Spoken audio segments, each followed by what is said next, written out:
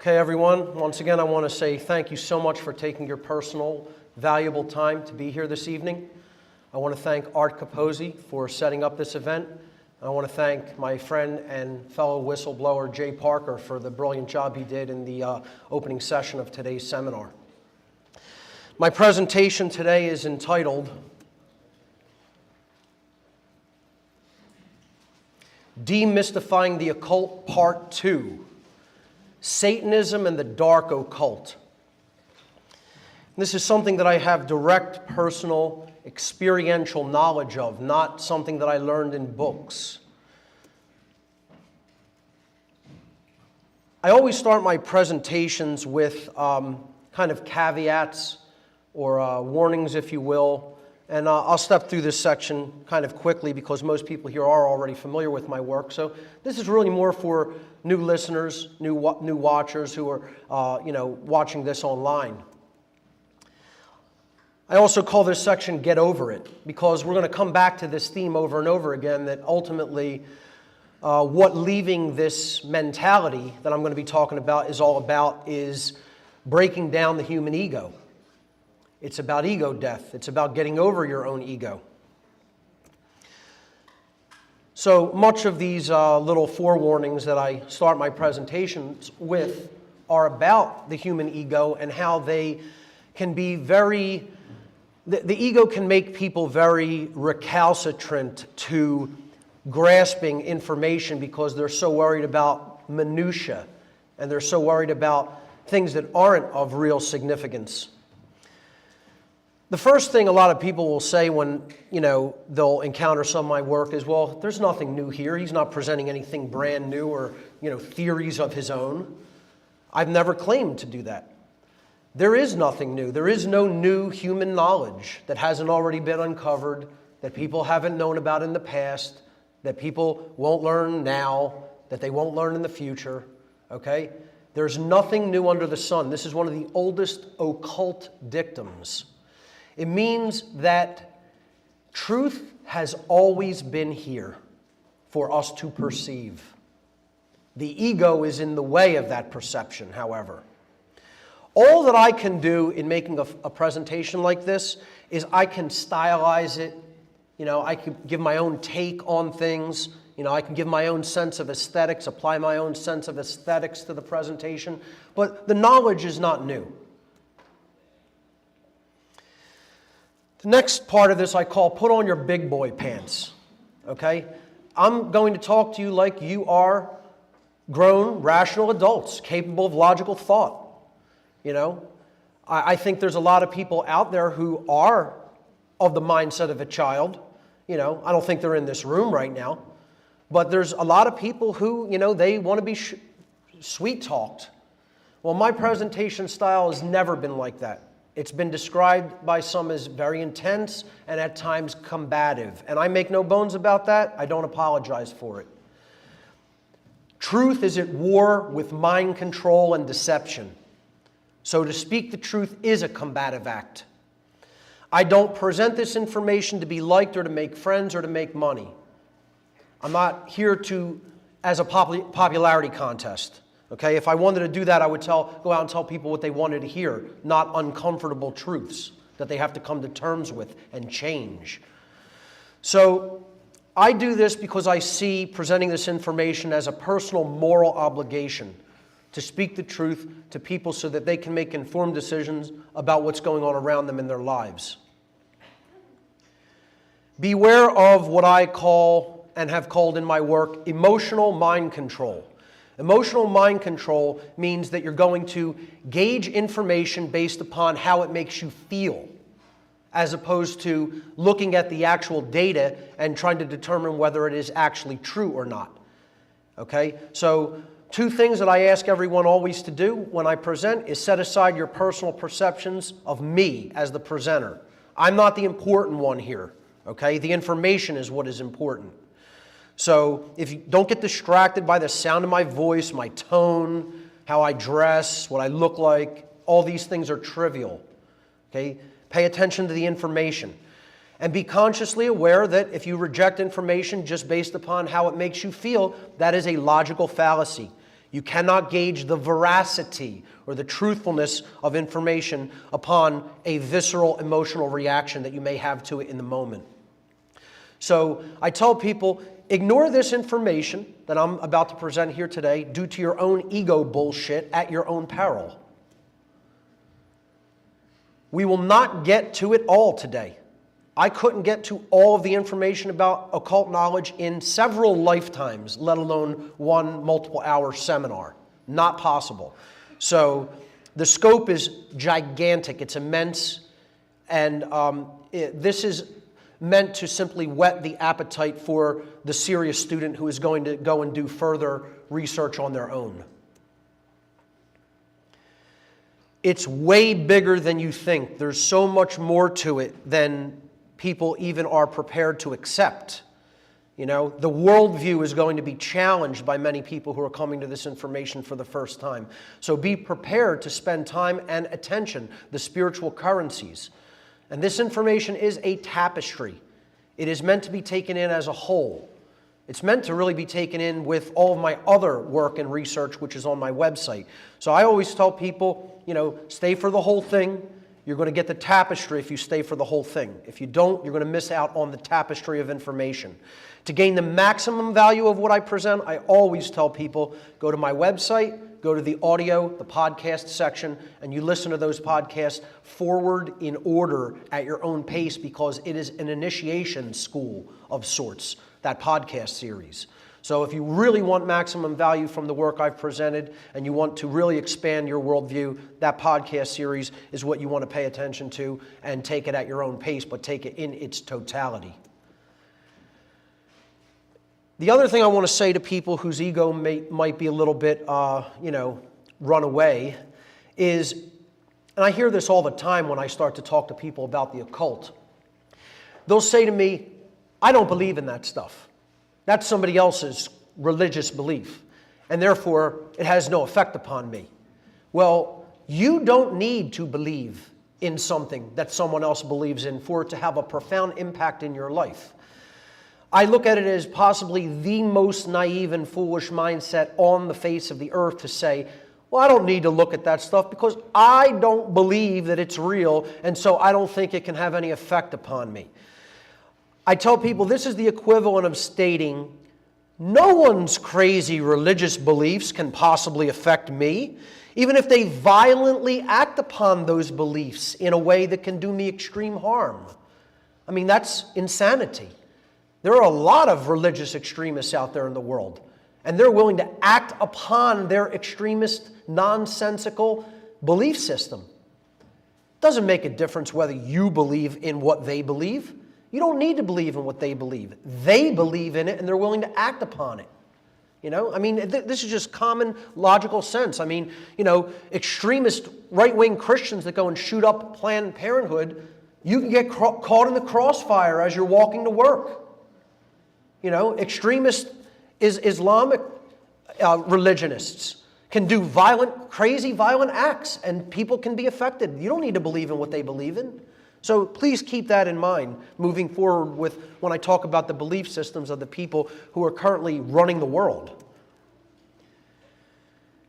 The other question I ask people when I talk about the occult is, who are you willing to listen to? You know, are you willing to listen to somebody who just read about it in book knowledge? You know, they took it secondhand. Or are you willing to listen to people like myself and Jay Parker who were directly involved? We came from the other side. We came from the other team. You know, I was a priest within the religion of Satanism for years. So, you know, if you wanted to learn a lot about Christianity, or you wanted to learn a lot about Judaism and their belief systems, or you wanted to learn a lot about Islam and their belief systems, would you think it might be a good idea to go to one of their priests in their priest class and ask them, what is the belief system that you subscribe to and that your adherents of your religion subscribe to? It would probably be a good idea. So I'm not giving this information secondhand. I'm telling you this is their belief system. I espoused it, and I was a priest within this old religion. And Jay is explaining to you firsthand from direct satanic family, bloodline connected upbringing. First-hand experience. Not from what other people have written or put out there in society. We've lived it. So, it's like we're from the other team bringing the playbook of that team and explaining what they want to do. We took that to the other side, to the other team because we defected, and we're trying to say, hey, here's the plays they're going to run. And you know what most people do? They want to smack the playbook out of your hand. They want to say, we don't want to hear that. Let us do our thing. Let us, believe what we want to believe. But this is exactly the situation. It's someone from within the priest class explaining to you their belief system, and it's like, you're being given the plans from the other football team. So I would just recommend that people, take to heart where this information is coming from. The first section, I'm going to do a brief review of the occult in general. And again, most people in this room know this information, but again, this is for those who may be new to my work. I gave a seminar last year called Demystifying the Occult. Actually, it was 2 years ago, almost 2 years ago. And this was done in Connecticut, and Art Capozzi also hosted this one. And in it, I basically broke down what occultism is and many of the positive traditions within occultism. So you might call this Demystifying the Occult Part 1, the light occult. I explained that all these occult traditions share basic commonalities, which is about the understanding and the reception of natural law, which is the moral laws that govern behavioral consequence. And in that presentation, I explained what occultism is in general. The word occult is derived from the Latin adjective occultus. Occultus means hidden from sight. A lot of people think occult means evil. It does not. It never has meant evil. It only means hidden. Okay, the Latin adjective occultus, meaning hidden, comes from the Latin verb occultare, which means to hide or to conceal or to keep secret. These terms are both derived in turn from the Latin noun oculus, meaning eye. So occultism is related to vision. It is related to what we are capable of seeing, capable of perceiving or not perceiving. C.W. Leadbeater, an occultist from the 20th century, said, "How shall we define occultism? The word is derived from the Latin occultus, meaning hidden, so that it is the study of the hidden laws of nature. Since all the great laws of nature are in fact working in the invisible world, far more than in the visible, occultism involves the acceptance of a much wider view of nature than that which is ordinarily taken. The occultist then is the man who studies all of the laws of nature that he can reach or of which he can hear. And as a result of his study, he identifies himself with these laws and devotes his life to the service of evolution." This is what true occultism is. It is the recognition of the laws that ultimately govern the universe, and it is the study of those laws. Though, as we will see, those laws are operating in the personal domain and they're operating in the physical domain. So they're operating in the physical and the metaphysical domains. Occult knowledge is held by very few people, unfortunately, because a priest class, a super class of occultists, decided to sequester that knowledge and use it for their own selfish benefit. The masses of humanity remain ignorant to what occultism is and to its influence in their daily lives. That's why the world is enslaved. That's why people can continue to be manipulated and controlled, because there's a small class of people who know all about these laws of nature, and there's a huge body of people who don't want to learn them because of the responsibility that is carried with that knowledge.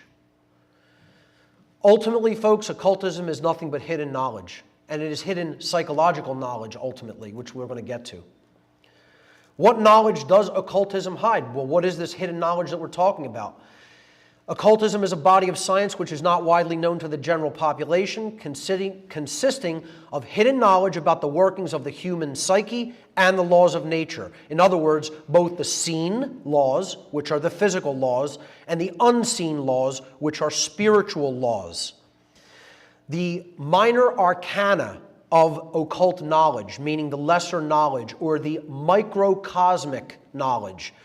The knowledge of the inner world consists of knowledge of the human self, the human psyche, and how it operates, how it can be manipulated, what its motivations are. Okay? There's a body of knowledge that deals with the greater laws of the universe, the major arcana, the macroscopic laws, the knowledge of the heavenly bodies, all of the forces of nature, and natural law. Natural law is what I call cosmic moral law, universal moral law. And again, I've covered that extensively in past seminars, especially my natural law seminar. The major arcana also consists of the physical laws of science, which in many cases are occulted, because the people who are in control don't want us to even understand how the physical world really works, let alone the metaphysical, spiritual laws. So this is the knowledge that ultimately occultism is comprised of. And I always ask people when I explain these two bodies of knowledge, what knowledge of any true importance is not contained in those two bodies of knowledge? And if you kept those two bodies of knowledge secret from other people and you sequestered it, how much of a number do you think you could do on people who just remain completely ignorant of that information? You think you can completely control them? Well, I don't think that that's been done. I know it's been done. Another thing people will argue and debate is that no one should be looking into the occult at all. Oh, don't look into that stuff, it's bad. Well, we already dismissed that myth that this is just something that's bad. It just means hidden. What happens with it is determined upon what kind of consciousness the individual or groups of people are doing with that knowledge. How do we use it? That's the main question that needs to be asked. How is this knowledge being used? It's not that we shouldn't look into it or understand it. It's a neutral tool, as is all knowledge. All knowledge is neutral. There is no such thing as good knowledge or bad knowledge. There's just knowledge and what we do with it. So the consciousness of the wielder of this knowledge determines whether that information and knowledge is going to be used for good or evil. It's like you could take a very sharp knife and you could cook a healthy meal. You could prepare a healthy meal for your family and friends with it. And that would be something that is good. Or you could take that knife and you can go out and rob somebody with it at knife point, which is an act of coercion and evil. It's the same knife. It's the same tool. A different consciousness is wielding the tool for a different purpose. I think people have to be much more grown up about how they think about occult knowledge. This is not something that is forbidden. Occultists, dark occultists, want us to think of it as forbidden so that we don't learn what they know and start empowering ourselves with it. Occult knowledge is, however, a double-edged blade. The knowledge contained within the occult sciences can be used for good, the uplift of human consciousness, or evil, manipulation, control, and slavery. To clearly distinguish between the different uses of this knowledge, I personally refer to occult knowledge that is employed toward the expansion of human consciousness and morality as light occultism. And I personally refer to that which is used for manipulation, control, and the suppression of consciousness as dark occultism. Practitioners of light occultism could be referred to as light occultists, magicians, light workers, or my favorite term for the light occultists, de-occultists. I consider myself a de-occultist, meaning I am trying to unveil, unhide this information so that it can be given to everyone on an equal basis. They can understand how it is being used and they can empower themselves with it. Then the playing field is leveled. That's real equality. That's going to be the pathway to real freedom, is this knowledge. So de-occultists, as am I, reveal and spread hidden knowledge which must be known in order for freedom to be manifested. Practitioners of dark occultism, on the other hand, could be referred to as either dark occultists, sorcerers, or dark workers. Light occultists have hidden occult knowledge for specific reasons. They've hidden it in order to prevent its complete eradication during exceedingly draconian times, or in other words, when the dark occultists rule. At other times, they've hidden it to prevent it from falling into the hands of would-be dark occultists, or those who knew that the empowerment that they could gain from such knowledge, but they wanted to use it for their own immoral purposes of deception and control. Light occultists have hidden it at times in the past to prevent it from falling into the hands of those dark occultists. Dark occultists, on the other hand, always hide this knowledge for only one reason. They hide it in order to create and maintain a power differential between those who hold this kind of knowledge and those who remain ignorant of it. Dark occultists work through fear and manipulation to bring about compliance with their own selfish will. That is dark magic. Their work, their dark great work, is always done in secrecy, and it is constantly contravening the freedom and prosperity of all but themselves. Dark occultists have completely infiltrated and permeated all institutional walks of life on this planet. They maintain their control over the human population through their manipulation of these institutions. This manipulation and control is not only possible, but it's relatively easy for them to accomplish because the structure of all the institutions that they run and that they have set up on the face of the earth is based upon hierarchy and compartmentalization. Hierarchy means a chain of command, or really a chain of obedience. Therein lies the problem, the chain of obedience in hierarchy. And compartmentalization means one hand doesn't know what the other hand's doing. All these groups seem to work completely in isolation from each other, but they're ultimately controlled by one overarching agenda that knows how they're all fitting together like pieces of a puzzle. That's compartmentalization. These two things are the hallmark of all institutions that want control: hierarchy and compartmentalization. Finally, in the Demystifying the Occult Part 1 seminar, I talked about there being kind of two potential outcomes for how things could go. And, I liken this to the Great Seal on the back of the $1 bill, because that seal is about this time that we're living in being a great transitional time period for the earth and its people. I call this seal the world in transition. Anaequiptus means he, she, or it favors our work, favors our project, meaning God. God favors our work. Well, which God and which work is the two questions that need to be asked there. Does the God of creation favor your work?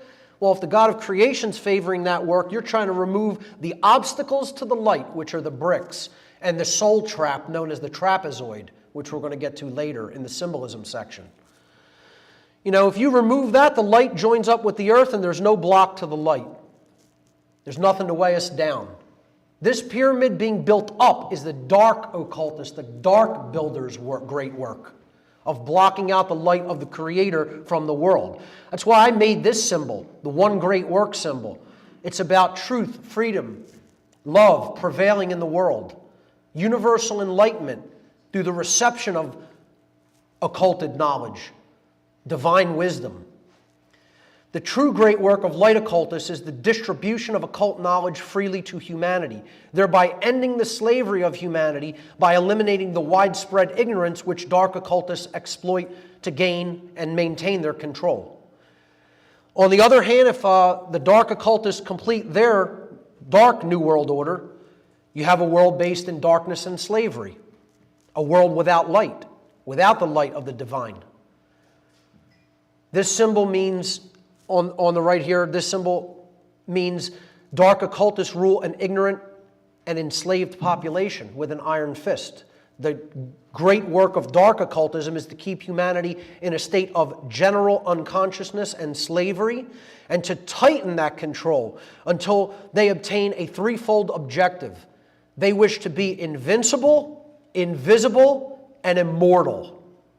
That is the goal of the dark occultists. They want total control. They want nobody to be able to see their total control or who they are. And they want to live forever in the physical world. In other words, they want to maintain and tighten that control to the extent that they literally become God on earth. That is what dark occultism is all about.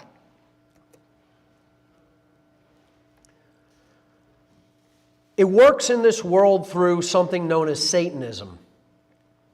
Now, when you say that word to people, there's a million different things that run through people's minds in society about what Satanism is. And most of them are rampantly, wildly off base. Most people who think they have a conceptualization of what Satanism is have zero clue what Satanism really is. And they don't want to know what Satanism really is.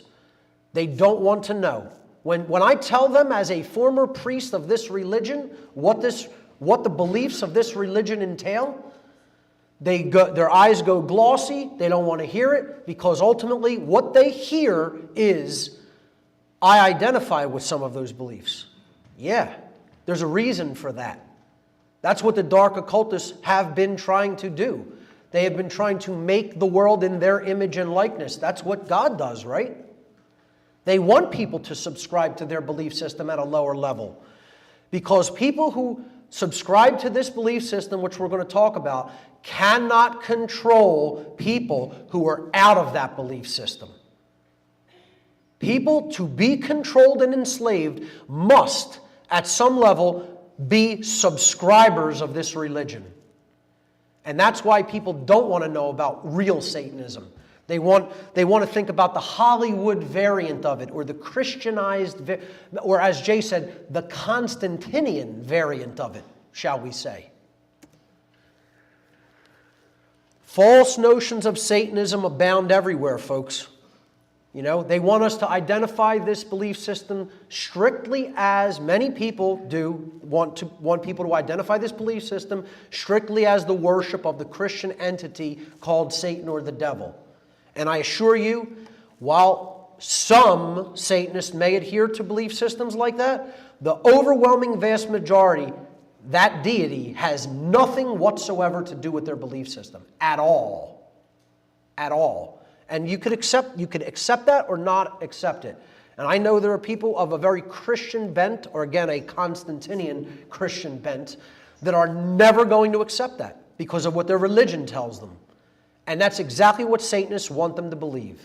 They want people to believe, I just worship this entity, and I pray to this entity, and I give it my devotion. They don't want people to understand what it really is, as we're going to get to. And it's not just about, pagans and Wiccans, etc., going out into the woods and doing ceremonies and whatever. Does that come into play? Yes, it does. I'm not going to deny that rituals like that take place. But again, most of these people are not Satanists, and they're not espousing the actual ideological form of Satanism. So you have to understand the distinction between what I call false notions of Satanism and what Satanism as a worldwide network, ancient religion and set of belief systems and practices really is. Huge difference between those two variants of Satanism.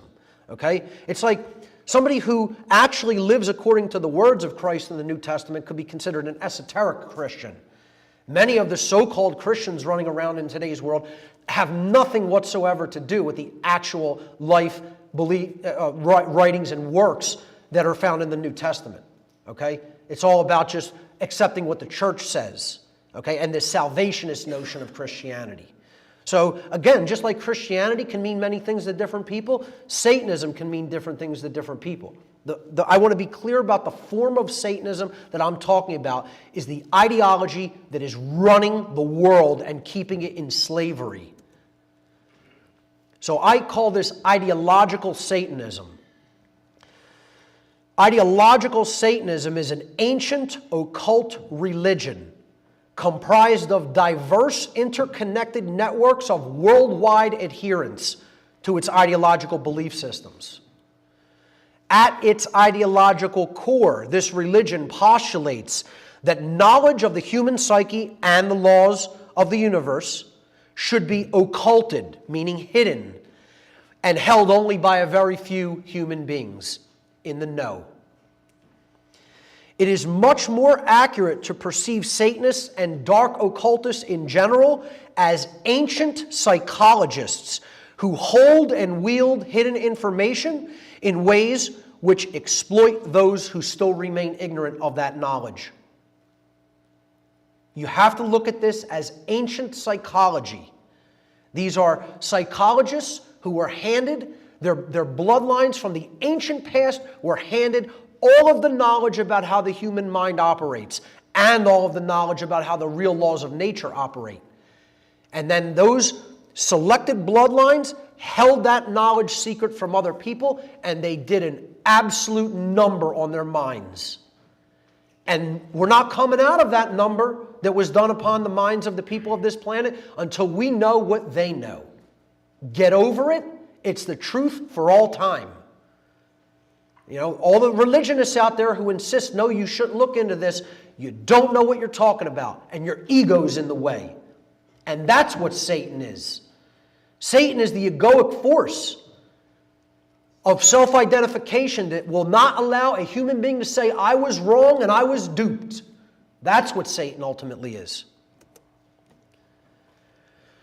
Through the power differential that Satanists gain by way of manipulating those who remain in ignorance of this occulted knowledge, this small minority of those who are in the know wish to permanently rule the masses of humanity and effectively become God on earth.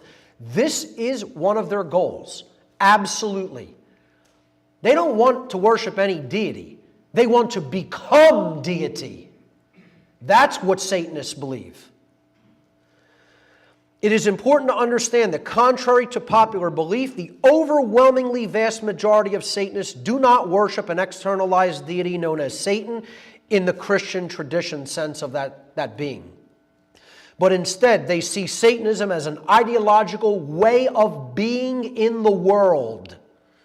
And they view the ego-driven self, the ego-driven and ego-identified self, as the quote-unquote God of their religion.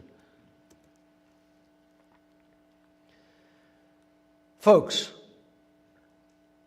absolutely, much more than the individuals who are in the rear picture there, that individual who is in the front of this slide right there is much more likely to be a Satanist, is much more likely to be a real Satanist. Okay? And yet that's a person someone would look at and go, wow, there's a good businessman, probably rolling in dough, you know, young, good looking, three-piece suit, probably works for a big law firm or a big ad agency. You know, who wouldn't want to be in that position? And I guarantee you, more so than even individuals like this, someone like this, right there in their mind, is the satanic ideology. I guarantee it. Why name this quote-unquote religion or ideology after the biblical or Christian Satan? The symbolism and trappings of the Christian devil or Satan are used in modern Satanism, and they are. And they're used for two main reasons. The first reason that this symbolism and trappings are used is to try to make outsiders of Satanism see Satanism as, quote-unquote, just another quaint religious belief that is based upon traditional Christian belief systems. That's what they want outsiders to think. Oh, those Satanists, it's named after Satan, they believe in Christian stuff. They worship the Christian devil. That's how easily it can throw people off the idea of what real, true ideological Satanism is. And we're going to get to its main tenets. The second reason they use these symbols and trappings is to associate Satanism with the adversarial dynamic in nature, which is Satan in the Hebrew language. The adversarial dynamic in nature is referred to in the occult world as involution, the process which works against the true evolutionary force or the evolution of consciousness. Involution holds consciousness back and holds it in a state of slavery. The word Satan itself comes from the Hebrew word shin, tav, final nun. It is spelled in Hebrew, written there. And that word means adversary or opposer.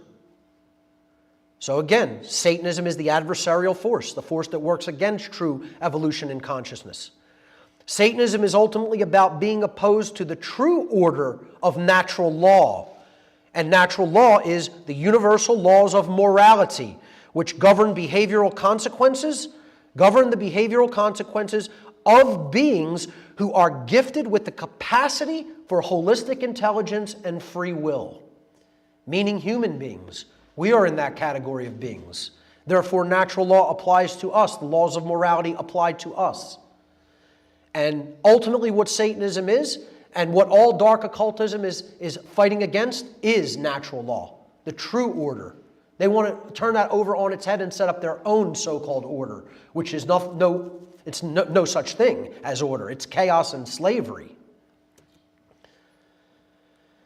So let's get into my personal background and my personal involvement with Satanism. I was born, and there's not going to be too many pictures. As a matter of fact, in doing this presentation, I realized I have very little pictures of myself from back then, or even pictures with family. You know, I'm not a person who's big into nostalgia. Never was. You know, I've always tended to live in the moment and have this idea of present moment awareness, but I don't really keep a whole lot of photographs. Digitally now I do more than I did in the past, but in the past I have very little actual, photographic documentation, I guess you could say. I wasn't a big camera person or picture taker. So this is a shot actually of me from the mid-90s when I was at the height of my involvement in Satanism. I was born into a traditional and typical Roman Catholic Italian-American family from South Philadelphia.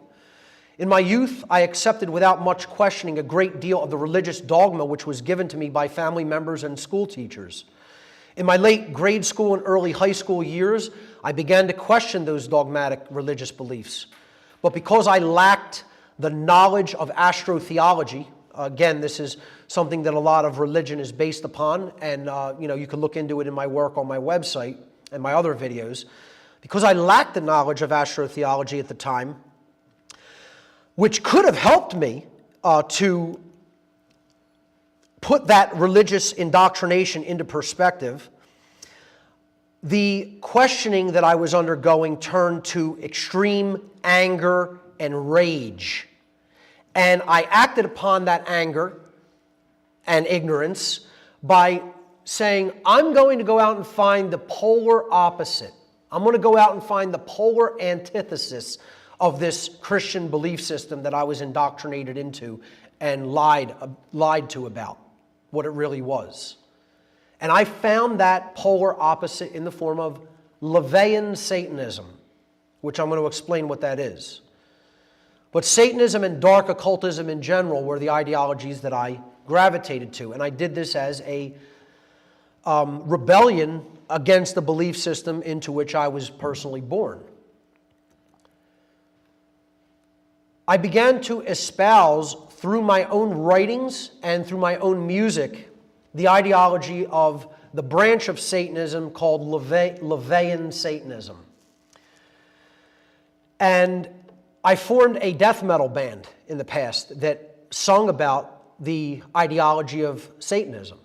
It was called Insanity, a mixture of the word insanity and Satan.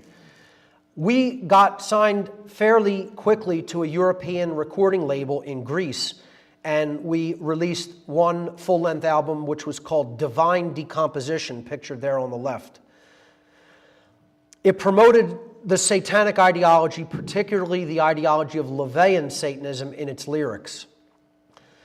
And I also wrote and espoused the satanic ideology in zines, mini magazines. They're called fanzines. You don't see too many of them around nowadays, but back then, before the internet, before blogs, these were the blogs of the early 90s. So I wrote for fanzines and espoused the satanic ideology in them. Eventually, some of my work in writing and in music was noticed by Anton LaVey. He was the high priest at that time of the organization called the Church of Satan, which operated in San Francisco. Its headquarters have since been moved to New York City. LaVey himself, in March of 1997, granted me the rank of priest within the organization called the Church of Satan. And he did this himself through, I didn't ask for the appointment.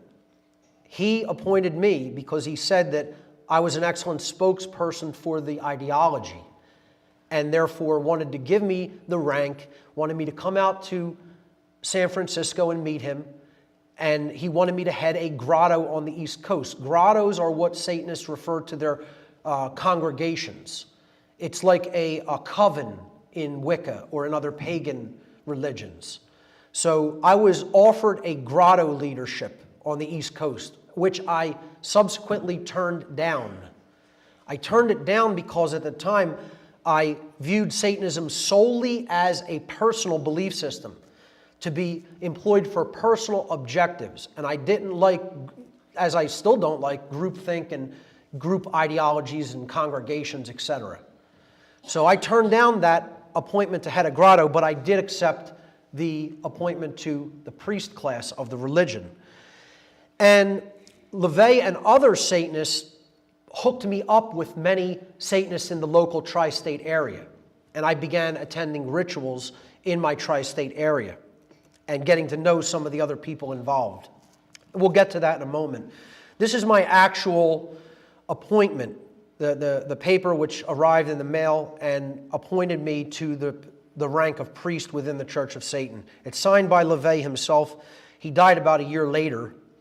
And the letter on the right is from his life partner, Blanche Barton, which I'll read both. It says, "From the office of Anton Zander LaVey, be it known on this day, March 19th, the year 32, which translates to the year 1997, Mark Rokar has been appointed to the office of priest of the Church of Satan and is empowered to act in that capacity." Signed, Anton Zander LaVey. It does not have the name Passio on it because I did not use my legal last name when I was involved in Satanism. I chose a name based on a demon name, which I'll explain on the next slide. The letter on the right from Blanche Barton was written the next day. And again, March 19th and 20th are very significant dates. That's the spring equinox dates. We'll get to why those are significant dates later in the presentation. But it says, "To Mr. Mark Rokar," there's my home address, "Dear Mr. Rokar, Dr. LaVey has been favorably impressed with the skill and mastery you have shown in various opportunities to represent the Church of Satanism, the Church of Satan, and Satanism in general. You have proven yourself to be magically and materially adept. Therefore, he felt it was high time you were granted the title of priest in recognition of your dedication, knowledge, and ability. Congratulations, Reverend Rokar. Please keep us abreast of your activities, interviews, and musical releases. May the fires of hell continue to strengthen and inspire you. Hail Satan, Blanche Barton," who was basically LaVey's, performed secretarial duties for Anton LaVey, the high priest of the Church of Satan at the time. Now, before we go any further, I want to say this does not mean anything, okay? This organization is very, very low level in the worldwide hierarchical network of Satanism. Extremely low level. And I'm going to explain where it fits into that hierarchy. But to think that because I got an appointment to a priesthood, a low-level priesthood in a low-level organization, that made me some kind of a big shot in the satanic worldwide hierarchy, it doesn't mean that, okay? I saw things from a very low level, and that was enough. I don't make any bones, or I don't make any claims to even seeing or having the knowledge that someone like Jay Parker had from being in the family he was born into. Okay? He saw things that I certainly never saw. But once again, I saw enough to know that that's certainly where it goes, without any question in my mind. The name that I took, I'll briefly explain, is from a Gnostic text that was, I believe, part of the Nag Hammadi library, called the Pistis Sophia, which means the faith wisdom. And it's essentially a conversation between Jesus and Mary Magdalene. And in part of the book, Jesus is describing what hell is like, okay? When, in this Gnostic tradition, when sinners die and go to hell, they're put into certain areas of chastisement.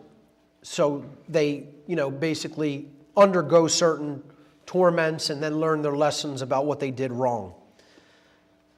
Kind of like the earth. But here's where I got the name that I chose in Satanism from. From the Pistis Sophia, Mary said unto Jesus, "What type is the outer darkness," meaning hell, "and how many regions of chastisement are there in it?" Jesus answered and said unto Mary, "The outer darkness is a great dragon, whose tail is in its mouth, outside the whole world and surrounding the whole world. Within it there are 12 mighty chastisement dungeons, with a ruler in every dungeon, each ruler having a different face. In the 11th dungeon is a multitude of rulers, and every one of them has 7 cat-faced heads. The great ruler over them in this region is called Rokar. I'm born under the sign of Leo. I've always heavily identified with the great cats, the lion, the tiger, etc. I would consider them my familiar animals. So therefore, I wanted to choose a symbolic demon that was appropriate to my sun sign, Leo. And therefore, I chose Rokar from a Gnostic Christian text. I immediately began to recognize through further involvement by attending rituals in and around my area that Satanism was not what I thought it was originally. As my involvement grew and I attended meetings and rituals held by satanic groups in my tri-state area, I began to become aware that this was not an isolated group of individuals who were simply working with occult knowledge for their own personal reasons, as I was doing. See, my motivation was, if I can get a leg up on my fellow man, and I can come out on top, and I can manipulate people, and I can make more money than them, and I can get in, a better influence, maybe, get the job over somebody else, well, that'll give me a leg up over people in the world. And that was my ego-based mindset at the time. I want things for me. I want to serve me only. And if I have to do, manipulations against people to get what I want, then so be it. And that's why I was heavily attracted to the ideology of Satanism, because this is what Satanism is, especially lower level Satanism. So when I started participating with other group Satanists, in other words, network Satanists, I realized this is not what this is. This is way bigger than that. This involves way more than that, and this is about control over people. I wanted to come out on top over other people, but, just because I knew a little bit more than them. I was not about human slavery. Never was. And when I started to realize that that's what Satanism at a much higher level was about, I was like, whoa, I need to check myself and take a step back here. So these groups of Satanists were comprised of an eclectic array of people from every walk of life and every social institution on the face of the earth, including politics. Okay? There were people running for political office at just about every level. Okay? State to local, to some national politicians. Law. There were lawyers within Satanism, judges, bankers, people in the media, people in the military and police. Their ranks are, believe it or not, filled much more than you would even like to believe or think about. how many police and military people are directly involved with satanic grottos. Entertainment, even sports, medicine, doctors, and teachers. Many teachers I saw, and especially college level, university level teachers, were present at satanic rituals. There's a reason for this. They're putting their people into point positions of power. They're working them into all of the social institutions. That's how they get their bidding done. That's how they advance their group agenda. These were people in positions of great influence and power throughout our entire society. And as my involvement with them grew, I became aware over time that they were not working separately toward their own individual goals as I was doing. Instead, they were working together as a tight-knit unit of a hierarchical worldwide network toward one common goal, and that goal was to increase their own collective power at the expense of everybody else's freedom. In other words, they wanted to become the kings of the world and enslave everybody else in the process. That was their goal. And they talked about it openly and plainly. I don't know how many people just saw the people from the BLM, at some banquet together, talking about how they're beating all of these people out of land.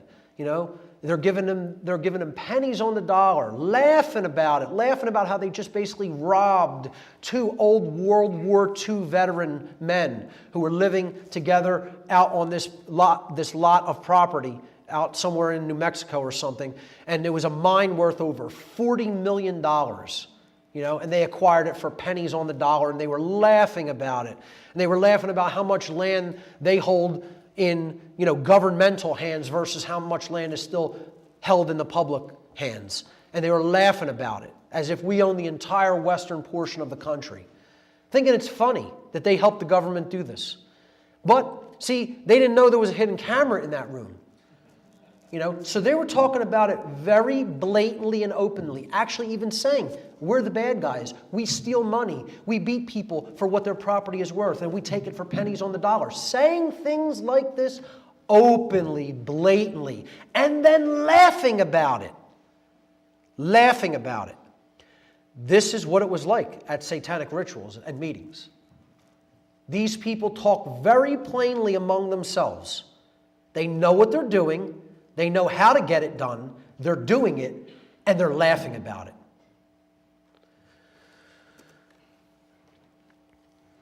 And here's why I ultimately decided to get out. I still possessed a small amount of conscience at the time. It wasn't much, believe me. I was borderline psychopathic in my youth because I was given no real knowledge growing up. My physical needs were met, and I never lacked for any of that. But emotionally and spiritually, did I really have a proper upbringing? Was I truly raised? No. I was taught not to try to do blatant harm to other people, things like that, what we're all taught. But was I really taught anything about what was really going on in the world? No. Was I taught to get involved in things that are truly right and take a stand against evil? No. I wasn't activated with real knowledge. That's what the goal of real parenting should be, to do with a child, if you're going to take the responsibility of bringing a child into the world. Okay? And that wasn't done with me. And I'm not saying I hate my family because of it. It's that they were ignorant and, mind-controlled as well. But I didn't have what you could call activated conscience earlier in life. Let's just say at all. But there was still enough there that I didn't think enslaving the population of the people of Earth was something that we should be trying to do. There was at least that much conscience left. So as I became aware that I had become involved at a very low level with such a sinister organized syndicate, that made me take a step back. It made me reevaluate my own worldview and my own behavior. I came to the realization that these low-level satanic groups were actually operating as a psychological vetting and filtration system. Now, take heed of that term. a psychological vetting and filtration system. So I'm going to read you the application of even a low-level organization like the Church of Satan in a moment. And that is a filtration system for their worldwide hierarchical system of totalitarian control, which is based in the ideology of dark occultism. Low-level satanic orders, such as the Church of Satan, act as an interface with the general public and serve as a wide-scale effort to locate people with certain personality traits and skill sets. And one of the skill sets they were looking for, particularly, I believe, with someone like me, was communication skill sets. I'm sorry, let me take a step back.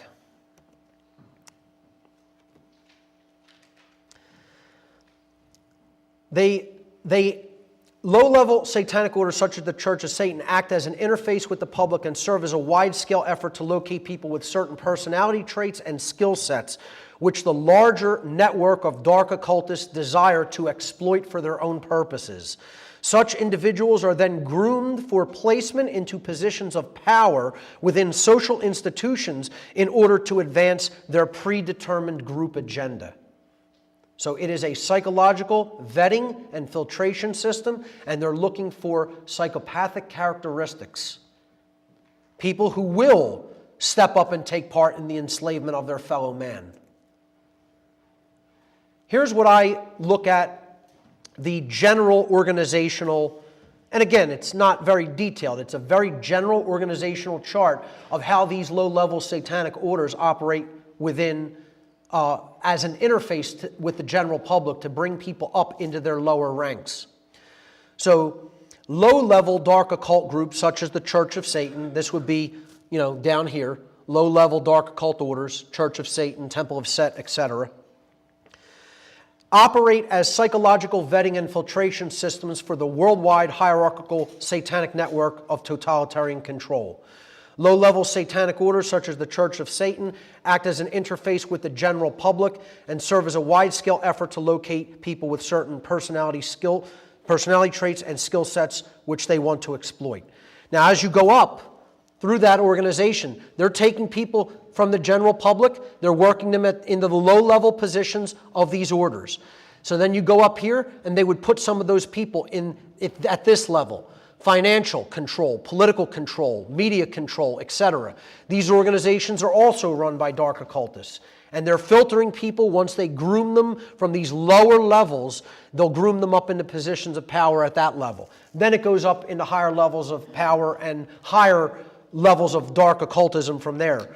Higher level dark occult orders such as Skull and Bones, the intelligence agencies are dark occult orders. Bohemian Club, etc., and think tank organizations like Tavistock Institute and the Bilderberg Group, etc. Then you have highest level dark occultists from ancient ruling family bloodlines. Again, these very ancient families that come right out of the ancient world, old Egypt, connected to the pharaohs, the kings of Sumer, and Ur, and right back into the pre-Diluvian age. So, and then it connects back up with non-human entities, which I've talked about in some of my other work. I'm not really going to get big into that today. But you have to understand that that's how these low-level groups work. They are a psychological vetting and filtration system. Let's take a look at the Church of Satan's membership application. Okay? This is the Church of Satan's active membership application.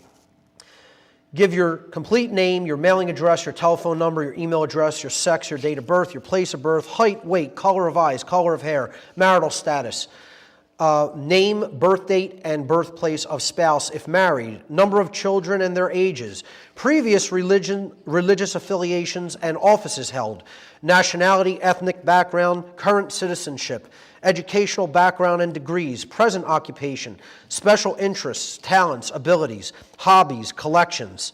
I am interested in participating in special interest groups, yes or no. I am interested in participating in contact with local active members. I remember checking that one, yes. That's how I got involved. I am interested in serving as a contact point or media representative in my area, yes or no. Okay? Now, here's the questions that you have to, on separate sheets of paper, provide answers to in the form of essays, okay? Like extended answers. Provide answers to all of the following questions on additional sheets of paper. What are your impressions of the Satanic Bible, the book written by Anton LaVey, which basically coalesces the satanic ideology into a book? And he was put up to writing that book. He was put up to writing it by higher-level dark occultists. This has come out in the past by one of his children, explaining that he was charged to write that book, to give the whole ideology of Satanism in a much lower, watered-down level to the general public, to identify people who would be drawn to that belief system, and then, again, flow into their ranks. What do you expect to accomplish through membership in the Church of Satan? If you were granted 3 wishes, what would they be? What is your attitude toward animals? If you have any pets, describe them. What is your ideal animal? Now, you're going to see as these questions go deeper and deeper, this is a psychological profile. They're building a psychological profile so that they can identify what can we get out of this person? How can we use them? How psychopathic are they already? Are you satisfied with your sex life? Describe your ideal of a physically attractive sex partner. What is your life's goal? What steps have you taken to attain your life's goal? Do you find any of our tenets objectionable? If so, which tenets are objectionable to you and why? How many years would you like to live? What are your musical tastes? Provide examples. Cite 4 motion pictures you consider your favorites and why. What are your food preferences? Cite 4 books you consider your favorite and why. If you own an automobile, describe it. What is your ideal automobile? As a child, what were your favorite pastimes? What was your disposition like as a child? Of which country other than the one in which you now reside would you prefer being a resident? In what type of dwelling do you live? Describe your ideal home. Describe your political philosophy. What is your personal definition of magic? Do you feel oppressed or persecuted in any way? If so, explain why. Are you self-sufficient or are you most productive in a group? Do you make friends easily if you so choose? What is more important to you, self-satisfaction or approval from others? Would you rather influence others or be influenced by others? Do you feel you have leadership capabilities? Do you consider yourself a good judge of character? In what other organizations do you hold membership? Have you possessed or used illegal drugs? Or have you ever been convicted of a crime? If so, explain in full. And again, drug use is extremely frowned upon in this form of Satanism. And I'll tell you what, the number 1 frowned upon substance over any other substance is? What? Cannabis. Thank you. I mean, you were practically ostracized if you even talked about cannabis. Because they know its healing potential and power. They know not only its healing potential physically, but psychologically. And they don't want anybody touching it. Let's see, where was I? Describe a significant experience in your life bordering on what you would consider the paranormal or the demonic, if any. What forms of entertainment do you prefer? Tell one of your favorite jokes. Have you ever served in the armed forces? If so, provide pertinent data. How long did it take you to join the Church of Satan since becoming aware of it? Are you a smoker? If so, to what extent do you smoke? Have you accomplished anything important or significant in your life? If so, what? Which parent do you admire most and why? Do you drink alcoholic beverages? If so, to what extent? State your preferences. Do you have any tangible services or resources which you would care to contribute to our organization? Are you free to travel? And if so, to what extent? Give your personal definition of Satan. Provide your signature attesting to the above and enclose a personal photograph. that's not a psychological profile, then I don't know what is. Here's how easy I got out. And when I tell this story to people, they find it difficult to believe because they think this is like the mafia, where they're going to come after you because you know where all the bodies are buried. Well, one, I didn't know where the bodies were buried because at the level of Satanism I was involved in, they didn't go out and perform crimes, okay, and like take you into that whole criminal syndicate world. They talked openly about how they controlled everything and what their plans were, but there were no actual physical crimes committed at this level. I'm sure once you do get into levels that are doing that, then they do very much care when you're saying, goodbye, guys, I'm ready to get out. But not at the level I was involved in. Upon understanding how these satanic organizations worked and how I was being used, my conscience would not allow me to proceed any further, so I pulled away from any continued affiliations with these groups. They were completely unconcerned that I did not want to be further involved with their agenda. One Satanist actually told me, "Do your worst," when I expressed the desire to expose their plans to the public. He said that I would be, quote unquote, banging my head against a concrete wall for the rest of my life. Another told me that the general population was already so completely mind-controlled by dark occultists that if they themselves went public with their plans and explained to people what they have already done and what they are planning to do in the future, that the public would not even accept the truth from them. Think about that. They said if we came forward and explained who we were and how we've done what we have done and what we plan to do, the public will not accept it from us. We could not take them out of the mind-controlled trance that they are in, even if we wanted to. So they basically said, you want out? Well, don't let the door hit you in the ass. That was their attitude. Years later, and after much deeper research into human consciousness and light occultism, I eventually began teaching others about the influence and manipulation techniques employed by these dark occultists. I began teaching them about their profoundly warped ideologies and their global agenda for totalitarian control, which many have come to call the New World Order. I call it the Dark New World Order. Let's look at the main tenets of the satanic ideology, the main belief system tenets of this old religion. And before we go into what I call the four overarching tenets, let's look at some of the things they put out publicly about what they're about. This is called the 9 Satanic Statements from Anton LaVey's book called The Satanic Bible. Satan represents indulgence instead of abstinence. Okay? So it's all about feeding the self, living for pleasure pursuits.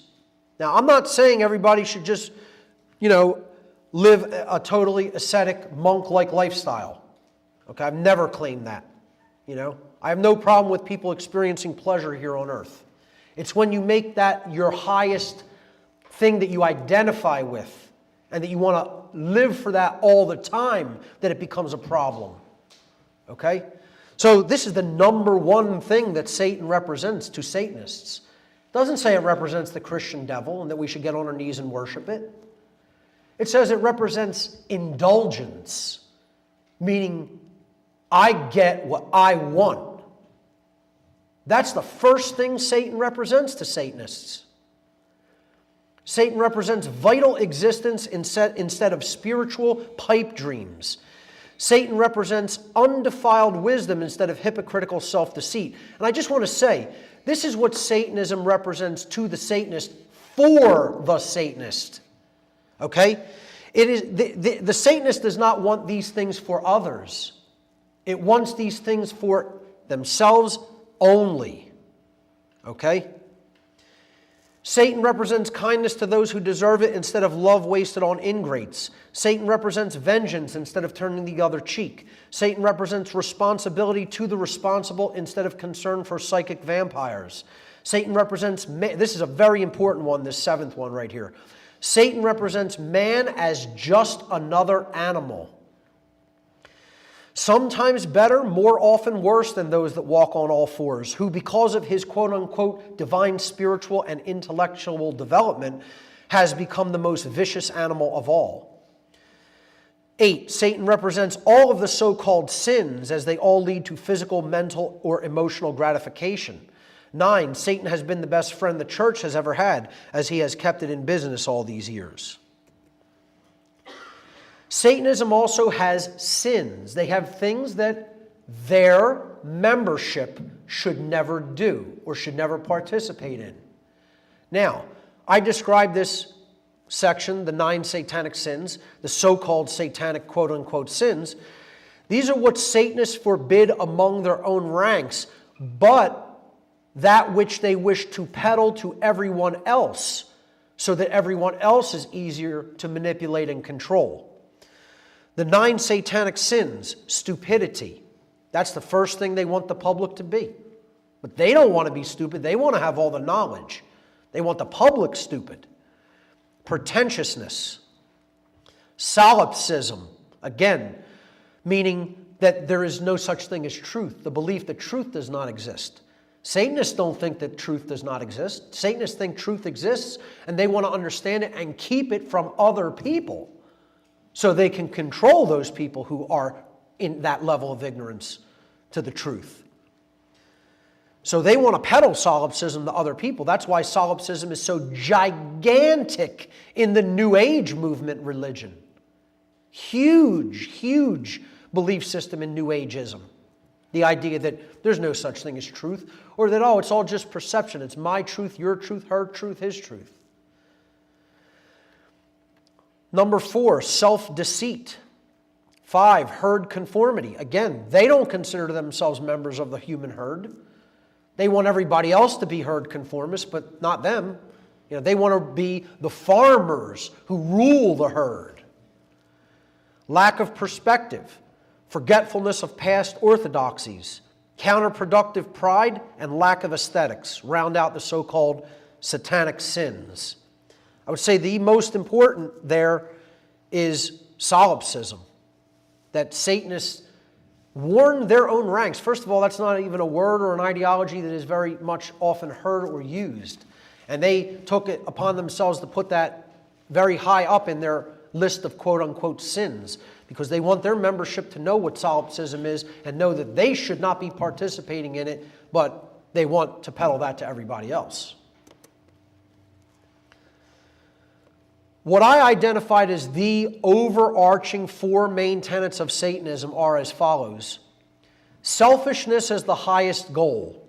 And no bones are made about this by their rank and file members. The first tenet of Satanism is the dictum that, quote unquote, self-preservation is the highest law. And this is about more than just physical survival. Okay? Put in other words, the survival and comfort of the physical self is always a more important goal than doing what is morally right. Live for yourself only and only care about you and yours. If you must step on others to get what you want, then so be it, for this is a dog-eat-dog world. The tenet that clearly defines the overarching worldview of Satanism is perpetual, non-stop me thinking.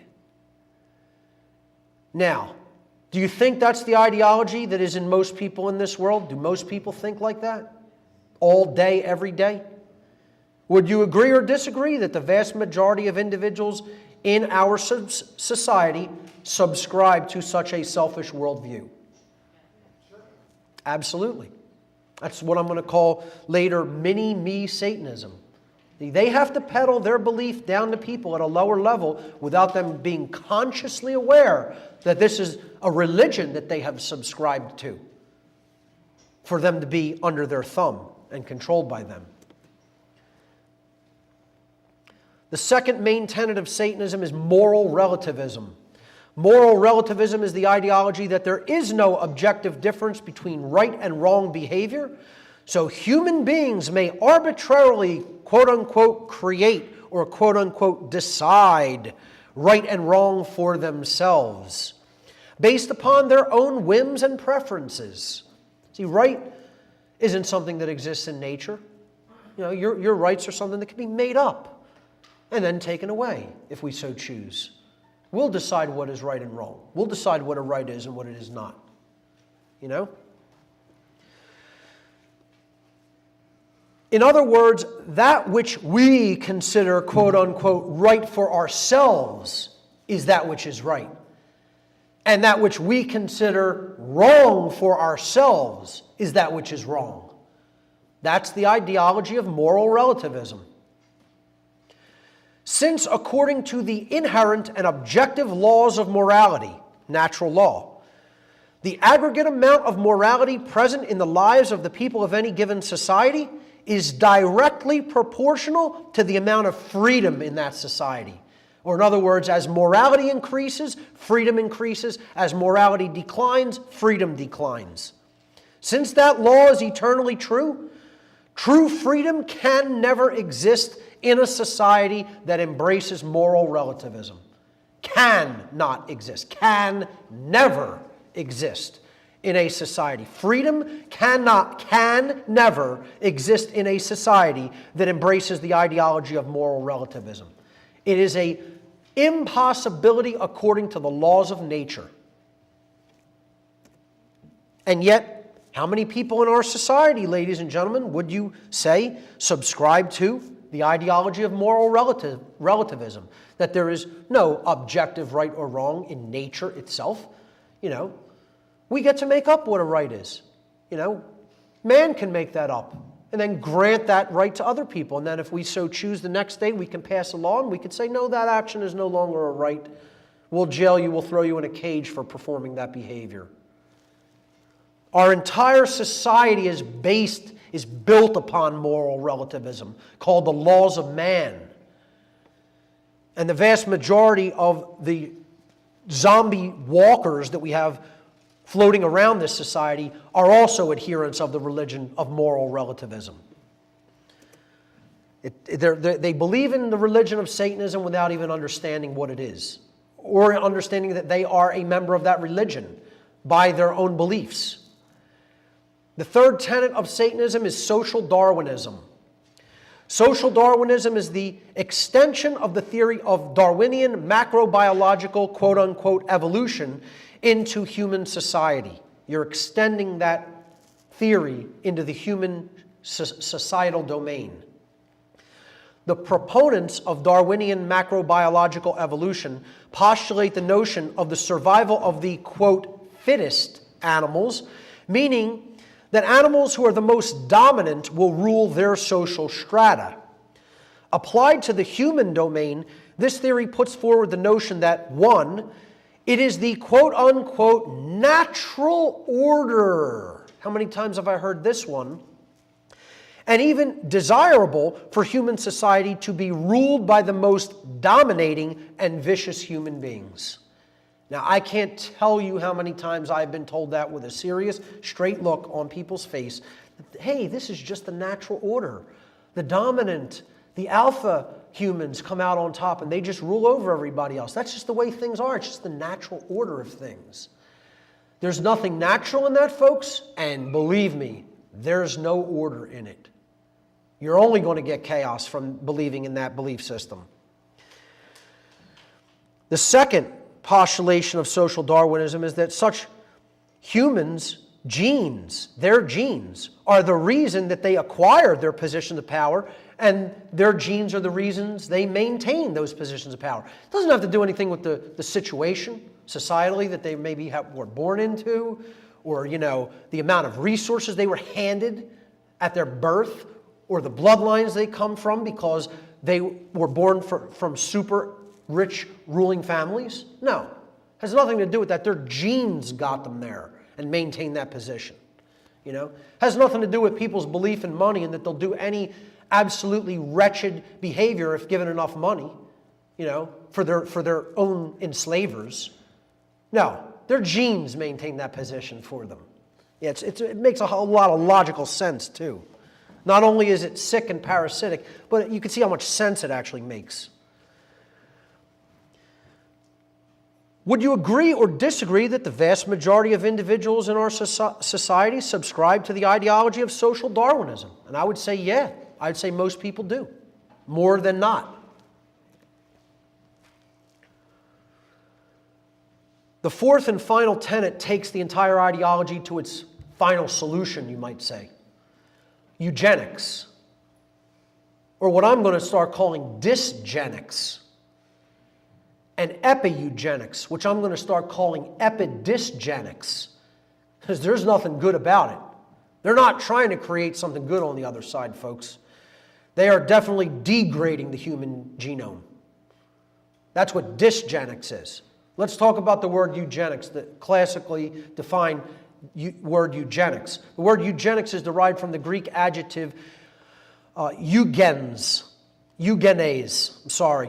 and eugenes means well-born, which is in turn derived from the Greek adjective eu, meaning good, and the Greek noun genos, meaning race or stock. Eugenics is a social ideology advocating the promotion of higher rates of sexual reproduction for people with traits and characteristics desired by its proponents. Let me say that again. Eugenics is a social ideology advocating the promotion of higher rates of sexual reproduction for people with traits and characteristics desired by its proponents. And then simultaneous to that, it puts forward the notion of reduced rates of sexual reproduction and sterilization for those with undesired traits and characteristics. So we want there to be more births of people who have the traits and characteristics we desire, and we want there to be less births of people who have the traits and characteristics we do not desire. This tenet describes the ideology of Satanism taken to its ultimate conclusion. It goes something like this. Since man is God, and he gets to make up what right and wrong are, and since it is simply the, quote, natural order for the most ruthless of humans, whose genes are the fittest, to rule the rest of the human herd, then that elite class of human beings in the highest positions of power in the world have every right to decide who is allowed to live and procreate and who must die. That's eugenics, folks. And that's what's going on in this society. But you know the even much more sinister thing that's going on in this society? Epi-eugenics. Epi-eugenics is taking place and people are completely unaware of it. Even people who have heard about eugenics, they think of it as forced sterilization, like was going on back in the 20s. They don't need to force anything anymore. We're culling ourselves. We're culling ourselves. And we're giving birth to traits and characteristics in the next generations that are coming down that are tailor-bred for slavery. And we're doing it completely unconsciously because we don't see what these human farmers are doing to our minds. Epi-eugenics, a word which I have coined myself, is the propagation of eugenics by way of mind control and quote-unquote selective breeding by the very population which the eugenics strategy is targeted to destroy. One could call it getting the herd to cull itself. This gene culling strategy is seen most readily and most disturbingly in the rabid androgenization of genders in Western culture and the modern neo-feminist movements, ideology, and practices. And I am going to be covering this in an extensive 2-day presentation that I'll be giving at Free Your Mind 4. This will be my topic. It's going to be called The Unholy Feminine, neo-feminism and the satanic epi-eugenics agenda. Perhaps it would be better to refer to the strategies of eugenics and epi-eugenics as employed by dark occultists as dysgenics and epidysgenics, which I think are much more appropriate terms. We need to stop using the word "eu" in the first part of eugenics, meaning good in Greek. There's nothing good about it, folks. It is to degrade human genetics and ultimately to degrade the human soul. Hey, Mark. I'll take questions at the end of the presentation. Just we open a window, it's getting You can go right ahead, absolutely. I'm going to take some time right here to screen an interview with an actual Satanist that was also a priest in the organization that I was a priest within, the Church of Satan. He subsequently left the Church of Satan. And he left it because he said it was not evil enough for him. He said it was not hardcore enough for him. He said it was not fascist enough for him. And he said it did not advocate eugenics in a brutal enough fashion for him. Now, how psychopathic is that? However, to this person's credit, in this interview, you will see how psychopathic this person is. To his credit, later, many years after I came out of this mentality, he finally did break this mentality and became a Buddhist. You know, I'm not saying he went all the way and became a spiritual anarchist, but hey, it's a lot better than where he was, okay? You know, sometimes we got to do this in stepwise progressions. His name is Nicholas Schreck, and he was the life partner at the time of Anton LaVey's daughter, Zena LaVey. So you are going to hear him talk about his music promoting the satanic ideology in this interview. I want you to pay very specific attention to some of the things he says. So here we go. Nicholas Schreck.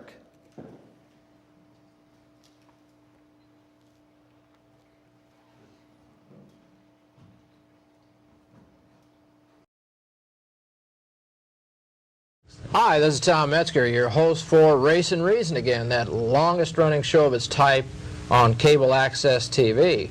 Seen around the country on many local cable access systems, and those cable access systems serve many times 3, 4, sometimes 5 towns and cities. And we're dedicated, of course, to freedom of speech, true freedom of speech, which upsets some of our opposition.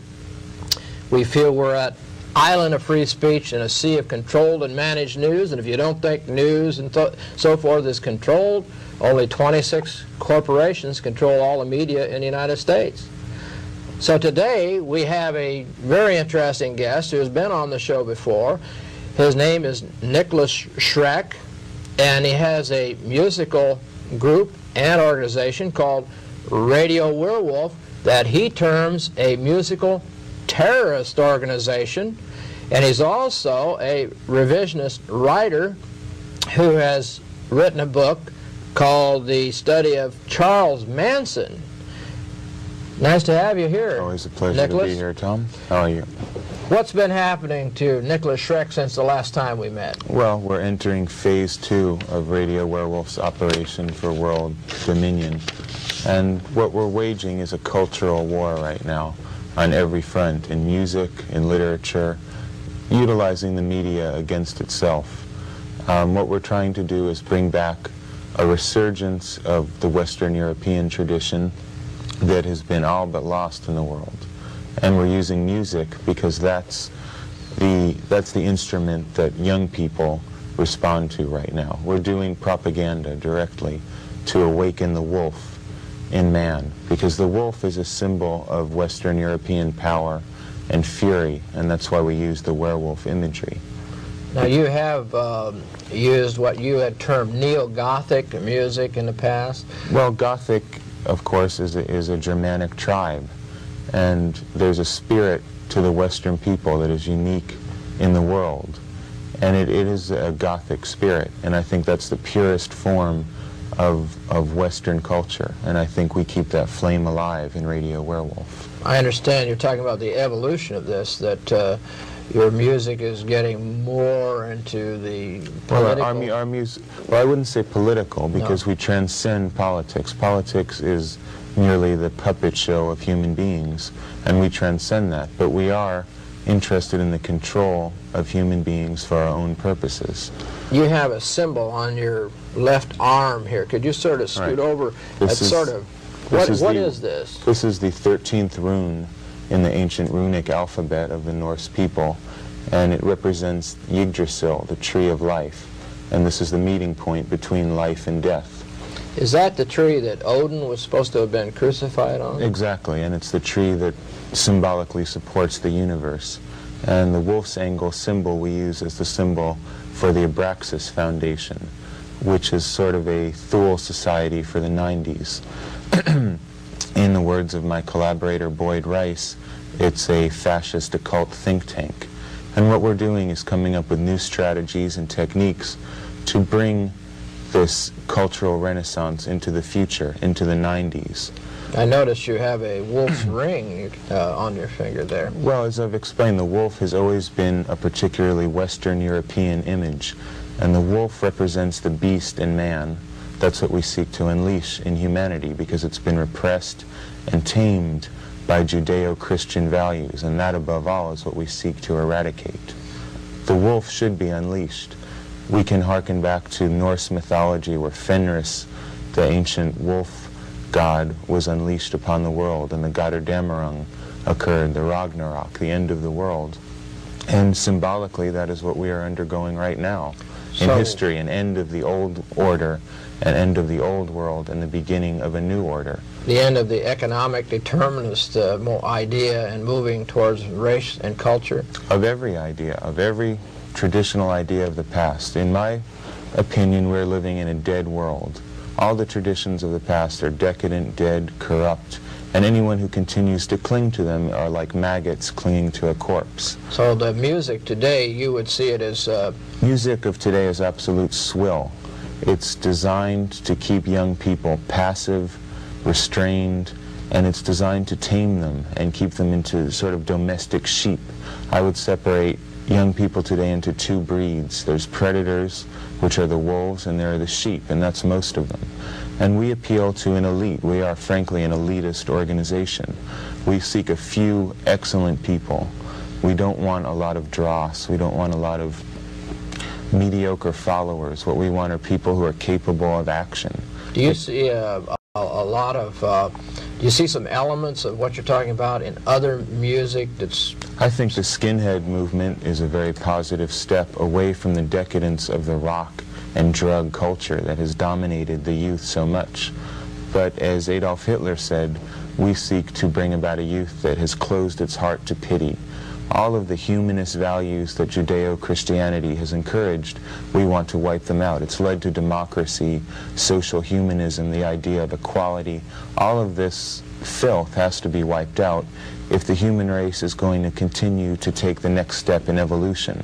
What do you believe that would be like if you were in control as far as your attitudes towards your own people? Well, we are in control because basically we are not a political organization, we are an occult organization. We're working behind the scenes to manipulate the way that people think. The war that we are waging is a guerrilla war on the human mind. And we use musical frequencies, the dominant frequency, which I've referred to before, and symbolism and imagery to awaken dormant aspects of the human mind. Isn't it difficult to get club dates and things like that, obviously, once... Well, we no longer are working in the context of that whole sphere of activities. We are moving into a much more elitist direction. We're only seeking individuals who are competent and who are willing to take action. There's a lot of people who will be an audience or a spectator, but we want people who will act. And so the Abraxas Foundation's been for some time? Or? The Abraxas Foundation is an organization that Boyd Rice and myself founded, and it's dedicated to bringing about the values which we consider true and determined by the natural order. And in our opinion, humanity has moved away from nature, and race mixing, genetic suicide, the destruction of the gene pool, all of that is completely inimical to the natural order. We need to return to order. Is this, could this parallel somewhat Nietzscheism and Nietzsche? Well, Nietzsche was certainly a forerunner of our thinking, because basically we're concerned with evolution, maintaining the very best of humanity and destroying weakness, destroying everything that Judeo-Christianity has succored and kept alive. We have no concern for the homeless, particularly. We don't have any concern in helping people. We're not seeking to convert people. As far as I'm concerned, in 1988, this is the cutting point. Either you're with us now, or you never will be with us. What do you think about writers like, say, Oswald Spengler, writing In Decline of the West, the cycles of civilization? I very much believe we are now in a cycle of order. The 60s, 20 years ago, represented a cycle of decay, and since my message is directly intended for young people, I would say it's about time that young people move away from the corrupt values of the 60s, the drug culture, race mixing, equality. The whole chaos of that period is ending, and we're going to see a new social movement in the 90s that will make Nazism and fascism look like kindergarten. I mean, do I have to say anything else? I mean, we could all go home. He just said it all. How out in the open is that? How few people you think saw that interview? Like only had a couple hundred views on YouTube, you know? That's how openly they talk amongst themselves. And if you think in a public interview they're talking that open, imagine some of the things I heard behind closed doors. Imagine some of the things Jay Parker heard in a generational bloodline family of psychopaths like that. They're very open about their agenda, folks. And, you know, they're very openly fascist and racist as well, you know. Said he wants to make Nazi Germany look like, you know, a party. Let's move to the next section because I think that speaks for itself. Symbols of Satanism. Let's look at some satanic symbolism. The first and probably the most famous is the inverted five-pointed star, also known as the pentagram. When the goat head is superimposed into or inscribed into the inverted pentagram, it is known as the Baphomet pentagram. This is, of course, the main symbol of LaVeyan Satanism. It's one of the few things I still have. I went through like this purging, this spiritual purging period where I got rid of a lot of the trappings that I had when I was involved with these organizations, but one of the few things I did keep was some jewelry. Should have brought it here today. I could have showed people in person, but I still have the official ritual Baphomets that I got in the Church of Satan. They're still in my possession. The Baphomet represents, and these are the words by the former high priest of the Church of Satan, Anton LaVey, from his book, The Satanic Bible. The Baphomet represents the powers of darkness combined with the generative fertility of the goat. In its pure form, the pentagram is shown encompassing the figure of a man in the 5 points of the star. 3 points up, 2 pointing down, symbolizing man's spiritual nature. You know, I mean, they're so big in talking about the natural order of, you know, dog-eat-dog world and the most brutal rules the roost. But here, in another breath, he's saying the original pentagram represented man's spiritual nature. Again, the 4 points being earth, air, water, and fire, and the top point, or the head, being spirit. In Satanism, the pentagram is also used, but since Satanism represents the carnal instincts of man, or in other words, man as just another animal, or the opposite of spiritual nature, the pentagram is inverted to perfectly accommodate the head of the goat, its horns representing duality thrust upwards in defiance, the other 3 points inverted, or the Trinity denied. And I don't just mean, he doesn't mean that in the sense of the Trinity of God the Father, Son, and Holy Ghost. He means that in the sense of the true Trinity of thought, emotion, and action, which they want to put down in others. Look at in control organizations such as the police, where this inverted pentagram is used. The crown on top of the two horns, crowning the prince of hell. Victoria Police uphold the right. Trust me, they're not upholding your rights. They're upholding the crown's rights, authority. Another well-known symbol of Satanism, especially when it comes to what you might call self-styled Satanists as opposed to organized network Satanists, is the inverted crucifix. This is very popular in satanic music, especially death metal and black metal.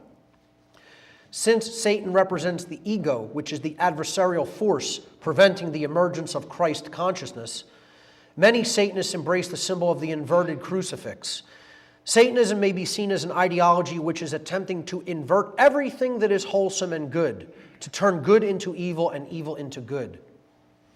Thus, in the view of some Satanists, the inverted cross serves to represent this inversion of standards and morals. The hypercube is a symbol of dark occultism, not Satanism specifically, but certainly a very deeply occulted, dark occult symbol. The hypercube is one of the most occulted symbolism within all dark occultism, yet it is found prevalently throughout our society in the form of octagonal symbolism. And as we'll see, the two-dimensional projection of the hypercube, which is a representation of a four-dimensional object, is an octagon. And the octagon is one of the big satanic symbols that they use everywhere. They also use the octagon in the form of two squares overlapping each other at 90-degree angles, or the double square. You'll see that all over in control-based institutions. So in 3 dimensions, it appears as a cube within a cube. This is a 3-dimensional depiction of the 4-dimensional hypercube. You're rotating a cube in around all of its planes, around all of its surfaces. Very difficult to conceptualize in the human imagination because we live in a 3D world, not a 4D one. Symbolically, though, the hypercube represents a never-ending prison which perpetually renews itself, or in other words, hell. So this is what a hypercube does. It folds in upon itself, then there's another cube. And the outside folds around it, and then there's another cube inside. And it just goes round and round and round and round. The Matrix, The Matrix and rebooting it. So the perpetual prison is the symbol that the hypercube represents, is the concept that the hypercube represents symbolically. Here it is in the form of the double square. So the double square, this is from David Icke's book, great researcher, his book called The Biggest Secret, where he describes the double square. The double square, one square on top of another in any form, is more secret society symbolism. In the secret language of symbolism, one square on top of another means control of all that is right and all that is wrong. Again, moral relativism. All that is just and all that is unjust, man's law. All that is positive and all that is negative. In other words, we control everything. And I joked around about this at Free Your Mind 1 when I gave the presentation called Occult Mockery of Police and Military. When he's saying we control everything, he doesn't mean you, police. He means your owners. He means your dark occult masters who own the police. So there's the 2D projection of the hypercube in 2 dimensions. And you could see the outline makes the shape of the octagon, which is inside that double square. And you see this all over the symbolism of police, often put right on the head of the police, along with other dark occult symbolism such as the Masonic floor of the house wrapped around the brain. We'll get to the occult mockery of police and military later in the presentation. One of the symbols I haven't discussed prior to this is one of the main symbols of Satanism, and particularly LaVeyan Satanism, the trapezoid. In Satanism, the trapezoid represents the imbalanced, ego-driven consciousness and identification purely with the physical self. It is considered a perversion of the, quote, divine shape, the circle, since its angles total 360 degrees.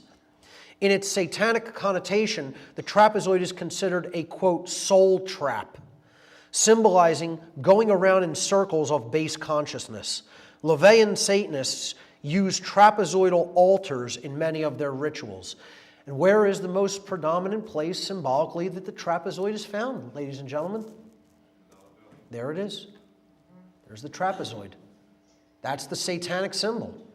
That's why it is the satanic part of the pyramid and all-seeing eye, not the eye part. That eye part represents divine wisdom that they are trying to block from the world. They want to be God. They don't want the light of the Creator actually coming down to the earth and going into the people of the earth. They want them in this prison, this trapezoid, the soul trap. So the block part of that symbol, the brick that weighs us down and keeps us absolutely rigid and unyielding and not able to say that we were wrong and not able to grow in consciousness and only have one unidimensional, one form thinking, to stay in that uniform and weight of brick, block-headed consciousness. Okay? That's what the trapezoid represents. Let's look at some satanic numerology briefly. The number 9 is Satan's number in Satanism. And I've explained why this is before. I'll briefly do it again. Here's LaVey's own words from the Satanic Rituals, the book The Satanic Rituals. Despite others' attempts to identify a certain number, and he's referring to the number 666 here, with Satan, it will be known that 9 is his number. 9 is Satan's number. 9 is the number of the ego. I mean, he's telling you right here what it all represents. 9 is the number of the ego, for it always returns to itself, and he doesn't give an explanation of that. No matter what is done through the most complex multiplication of 9 by any other number, in the final equation, 9 alone will stand forth. So, let's look at this chart on the left. 1 plus 9 is 10. Then if we add the 1 and the 0 from 10, you get 1. So we started with 1, we added 9, and then by adding the result, 10, the numbers in 10 together, 1 and 0, we're back to 1. So we started with 1, we're back to 1. If you take the number 2 and you add 9, you get the number 11. 1 plus 1 is 2. You started with 2, you're back to 2. It doesn't matter what number you do this with the number 9. It always returns to itself, meaning adding 9 in symbolism, in numerical symbolism known as gematria, is like adding 0. You never add anything when you add 9. And what does 9 represent? LaVey just told you. It represents the ego. Well, when you add the ego into anything, no value is added. You don't get any increase. It stays right where it's at when ego is continued to be added. Ego changes nothing. Now let's look at the multiplication of the number 9. 9 times 1 is 9. 9 times 2 is 18. 1 plus 8 is 9. 9 times 3 is 27. 2 plus 7 is 9. 9 times 4 is 36. 3 plus 6 is 9. 9 times 5 is 45. 4 plus 5 is 9. No matter what, it doesn't matter how complex the numbers get. 9 times anything, you add the digits, it's 9.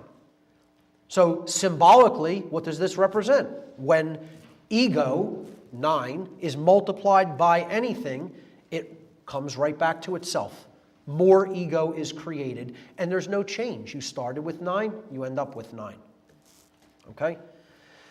So, what does this have to do with the other number that LaVey is talking about? Well, he says that we don't want to identify with that other number, 666, the so-called number of the beast. But if we look at gematria, 6 plus 6 plus 6 is 18. 1 plus 8 is 9. That means in gematria, 666 is equivalent numerologically to 9. That's why it is Satan's number, 666, 9. It's an encoded, mathematical truth. And this is how occult gematria basically works, to symbolize concepts. Very, heady, symbolic, roundabout way of explaining a concept, but, as they say, math doesn't lie. Let's look at some occult holidays. And these aren't necessarily dark occult holidays, but dark occultists also observe them. These are general occult, quote-unquote, holidays. There's 8 of them.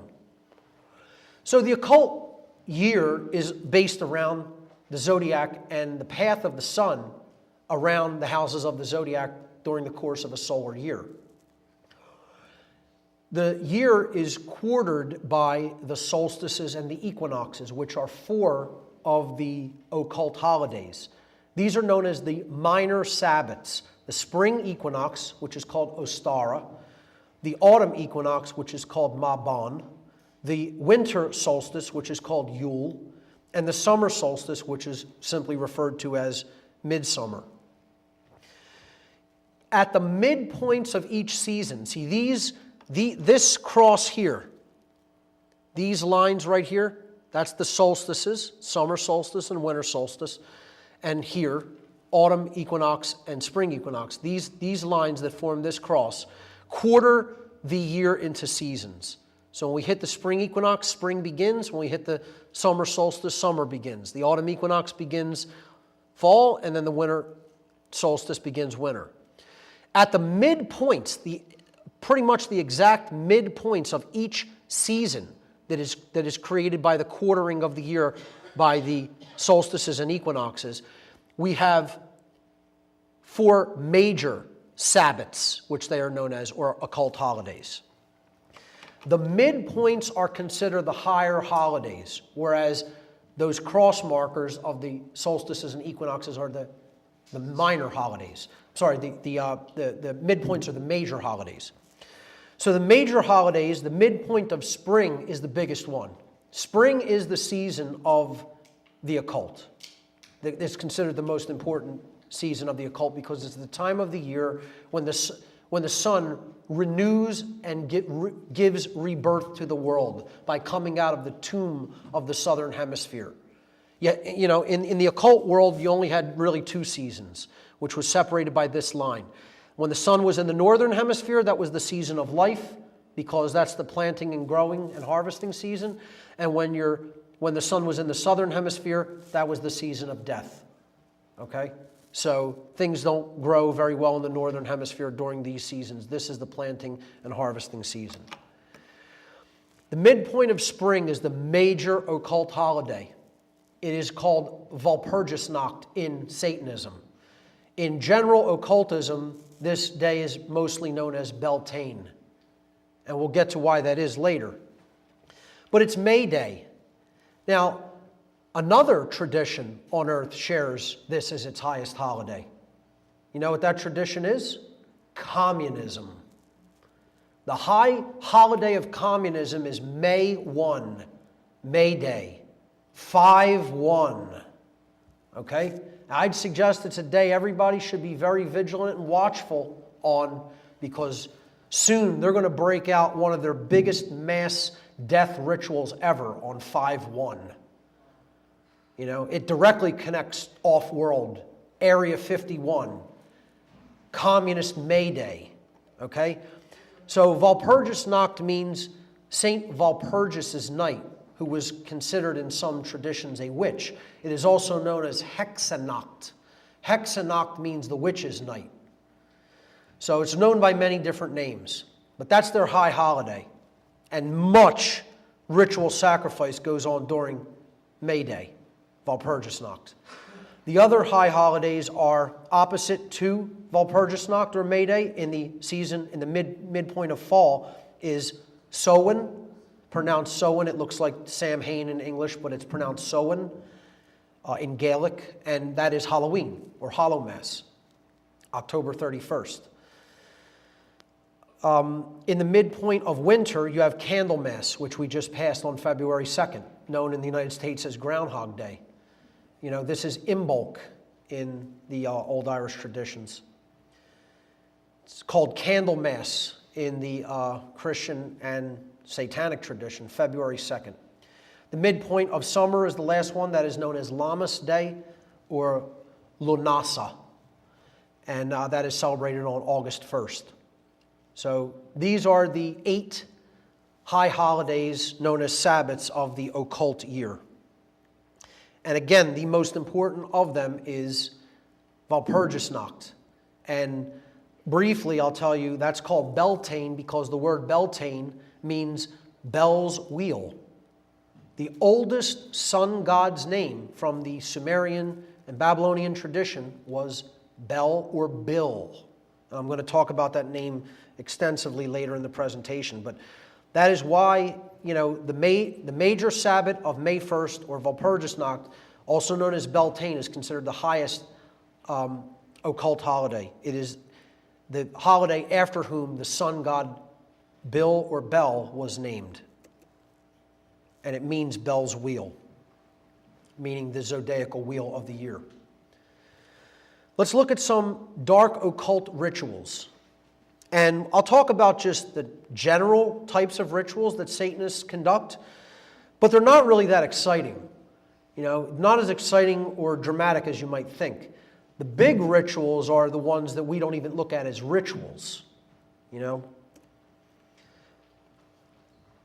the branch of Satanism with which I was involved, rituals were essentially viewed as psychodramatic gatherings of sympathetic energy. I know that's a big mouthful there. But in other words, it's almost like play acting, where you're gathering energy and you're trying to direct energy. You're channeling energy. And you're trying to focus it and use it for a particular purpose or goal. This energy could then be harnessed and directed toward a given cause or goal. Rituals were referred to in Satanism as magical ceremonies, as most Satanists accept the concept of, quote, magic as a means of influencing change to occur in accordance with their will. Now, I've talked about the difference between magic and sorcery in my work, and they both have the same definition: the ability to influence change to occur in accordance with the will. What makes it magic and what makes it sorcery? Well, real high magic is aligning your will with the will of creation, which is the evolution of consciousness. Then it's magic, if you're influencing change to happen for that reason. If you're doing it for your own selfish purposes, your own lowercase w will, then that's sorcery.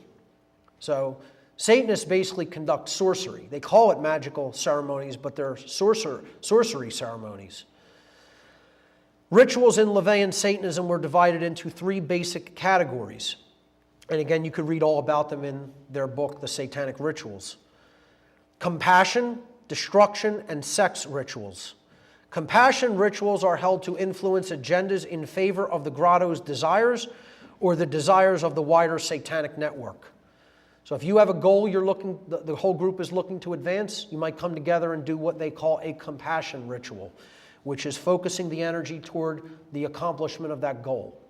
And they do this by chanting, burning incense, lighting candles, holding play acting, summoning different names to project, vocalization of energy. And they hold things called ceremonial masses. But essentially, they're play acting psychodramatic rituals to gather and focus the energy of the people involved so that they ultimately work harder to bringing that desired result into physical manifestation. It's about entrainment. It's about putting everybody on the same, working toward the same group goal. They create what they call a mastermind, a group of people all focused on the attainment of the same task. They're very, very organized and on the same page in this regard. And I've talked about in my work how humanity is not. Everybody wants a million different things, but they don't want to end slavery on the earth. They don't want to understand rights and then actually protect their rights. They're all living for all these different purposes of hedonistic pleasure pursuits, but we don't come together for the right reasons. These people all come together and act of one accord for all the wrong reasons. That's why the universe is technically granting them what they want. because the universe will grant the desires of what people want if they all come together and none of them are divided. And not only that, but they're not divided inside internally about what they want. In other words, their thoughts, their emotions, and their actions are perfectly in alignment. There's no contradiction. They don't say they want this, and then their emotions and actions betray what they say they want in their thoughts. They're very unified in that regard. I call this concept dark care. People hate it. They hate hearing about it because it's like saying, what, evil can win over good? Yes. Yes, it can. Evil is winning over good. Not only can it, it is. Because they're united and are on one accord and we are not. That's exactly why evil's winning right now, unfortunately. So when they come together and do these rituals, they're on the same page. They're all there for the same reason. Destruction rituals are the opposite. They're held to direct etheric energy toward individual or group enemies, meaning anyone who stands in the way of their plans. And then they direct that energy and they send it out. And, then I could almost guarantee if the person's powerful enough in their ability to do something to them, they don't just send it energetically. They go and take care of them. Sex rituals are held for forming familial bonds between members of the group or to influence such bonds with outsiders who could be used to advance the Satanist goals. Such rituals as you might see in Eyes Wide Shut. I just want to say for the record, I never personally attended any rituals in the form of Satanism I was involved in that involved conjurations of non-human entities. Most of the Satanists there never even talked about any of that kind of stuff. They were not into trying to summon forth entities or demons. I'm not denying that that goes on, but not in the branch or form of Satanism I was personally involved with. Nor did I attend any ceremonies involving any type of non-consensual sexual activity or sexual activity with minors. I do not deny that such rites do occur, because they do. But they did not occur at my level of involvement with dark occultism. Here's the real kind of rituals that go on that are satanic rituals that are performed every single day, and people don't even look at them as rituals.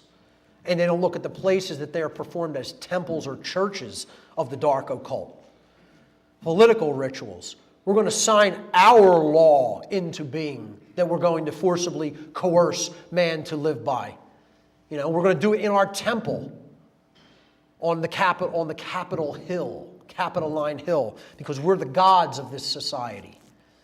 All kinds of magical rites and rituals are done every time these politicians try to pass off anything to the public. They have to do little tricks, and little rituals to get people to say, oh, isn't that nice? Look at how elaborate and nice that was. They don't even realize that's a church. That's a dark occult congregation of men who want to be God on earth, is exactly what you're looking at there. How about this ritual that goes on every second of the day on earth? The slaughter of other sentient beings. This is mass blood sacrifice every single second of the day on earth. The altar of sacrifice runs with blood continuously. And you know what? Not just with animals. They do it with children. They do it with people in war. Getting the herd to cull itself. And we're going to traumatize people so that they grow up doing the same thing when they get older, as Jay has talked about. Trauma-based mind control is another big ritual, creating altars in the mind through torture. Fritz Springmeier extensively exposed this in his book, How the Illuminati Create an Undetectable Mind Control Slave. Project Monarch. See, that's what all this sexual abuse, pedophilia of the young is all about. It's about fracturing the mind of these children so that altars get created. And then they can control them. They can program that impressionable mind because it's fractured. And it's like a blank computer hard drive that can then be given instruction. Trauma-based mind control. Another book you should definitely check out about this is Kathy O'Brien's Transformation of America, and you could hear her speak at Free Your Mind 4 as well. How about circumcision as one of the big trauma-based mind control rituals that's going on every day throughout the world? Mutilated, and not just male circumcision, female circumcision too. The mutilation of the genitalia of babies going on all the time in our society. And people still think this is for health reasons. I mean, please. You know, we jack up our babies with vaccines like Jay was talking about earlier, and then we mutilate their genitals. And we don't think this is totally traumatic and a form of mind control and a form of satanic ritual? Well, you know, you need to pay attention to Janice Barcelo's work on this. It's disgusting. As I said, war, modern human sacrifice. That's all this is. It's all war has ever been. And people do it for king and country, you know? So many people think it's so honorable to go into the armed services, to go and join standing armies. It's a death cult. These people have always been members of the big death cult. Get as offended as you want. That's the truth. And they need to see it, and other people need to stop sugarcoating it and tell them to their face, you're involved in a cult that you know nothing about at all. You don't know anything about the operators of the cult you're involved in. And you think you're doing good? You think you're doing something that is necessary for humanity? It's a childish joke mindset. I'll look into the face of a military person and say that right to their face. Because they weren't where I was at. They don't know what I know. They don't know where I've been. They don't know what I've seen. Okay? I'm not asking people to believe a damn thing. You know, and it's very much similar. It's actually a similar situation to being in war and not being able to explain what it's like to people. You know, that's why I could wholly identify with Jay. While I never experienced anything like what he went through, trying to explain that mindset to someone who's never gone through it or been in the circle of those kind of people is a near impossibility. You were either there and you experienced it, or you don't really get it. I'm not saying that to berate anybody and say that, you know, you can't understand what I'm talking about. That's not what I'm saying. I'm saying it's like how people in war share some sort of a bond, you know, because they were both there.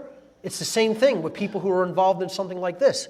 You can't really fully, deeply explain it to another human being. Either you were there or you weren't. That's why it's doing this type of work from the perspective of a former insider is so difficult. Let's look at some rituals that take place at the Bohemian Grove. Now, here is a very good example of some of this psychodrama that I'm talking about. Play acting. You know, and they take up all the roles, male and female, because there's no women allowed there, you know. A lot of heterosexual stuff goes on there. You know, many, even former presidents have attested to that. They bring a lot of male prostitutes in there to service the politicians and also compromise them, bring in very, very young men into there and compromise politicians and other people in influential positions of power in society with sexual rights with minors, and then, you know, get pictures of them there doing those acts, and then they own them for the rest of their lives. You know, that's one of the ways that they use a lot of these retreats to bring people into their fold and keep them there. But in these old pictures that I believe some woman had from her father who was a member, you know, she brought them out of his closet when he passed and, you know, scanned them all. There are hundreds of pictures of Bohemian Grove from the early 1900s. One of the things that, besides the psychodrama rituals, are rituals directly involving death. They're very big into this. That's why they call these cults the cults of death, the cult of death. I mean, that's one of the names that this dark Atonist cult is referred to as, simply as the cult of death. I call it the cult of the black sun. as some other researchers do. Because ultimately that's what they worship, the dark side of the sun, the dark side of the light, the dark side of knowledge. I mean, you see that they clearly go through some very strange rituals of, death and rebirth. This hanging ritual here. I can't claim to understand it. I was never involved at Bohemian Grove, but I'm telling you, the things that they're involved in, they look deranged, and it's just not normal behavior. This isn't just like, some fraternity thing that, a college fraternity is doing. These are the power brokers of the world engaged in this stuff. Of course, the big ritual at Bohemian Grove is known as the cremation of care. The cremation of care. And just think about the name of it. We're going to immolate, burn to ashes, the dynamic of care in the world.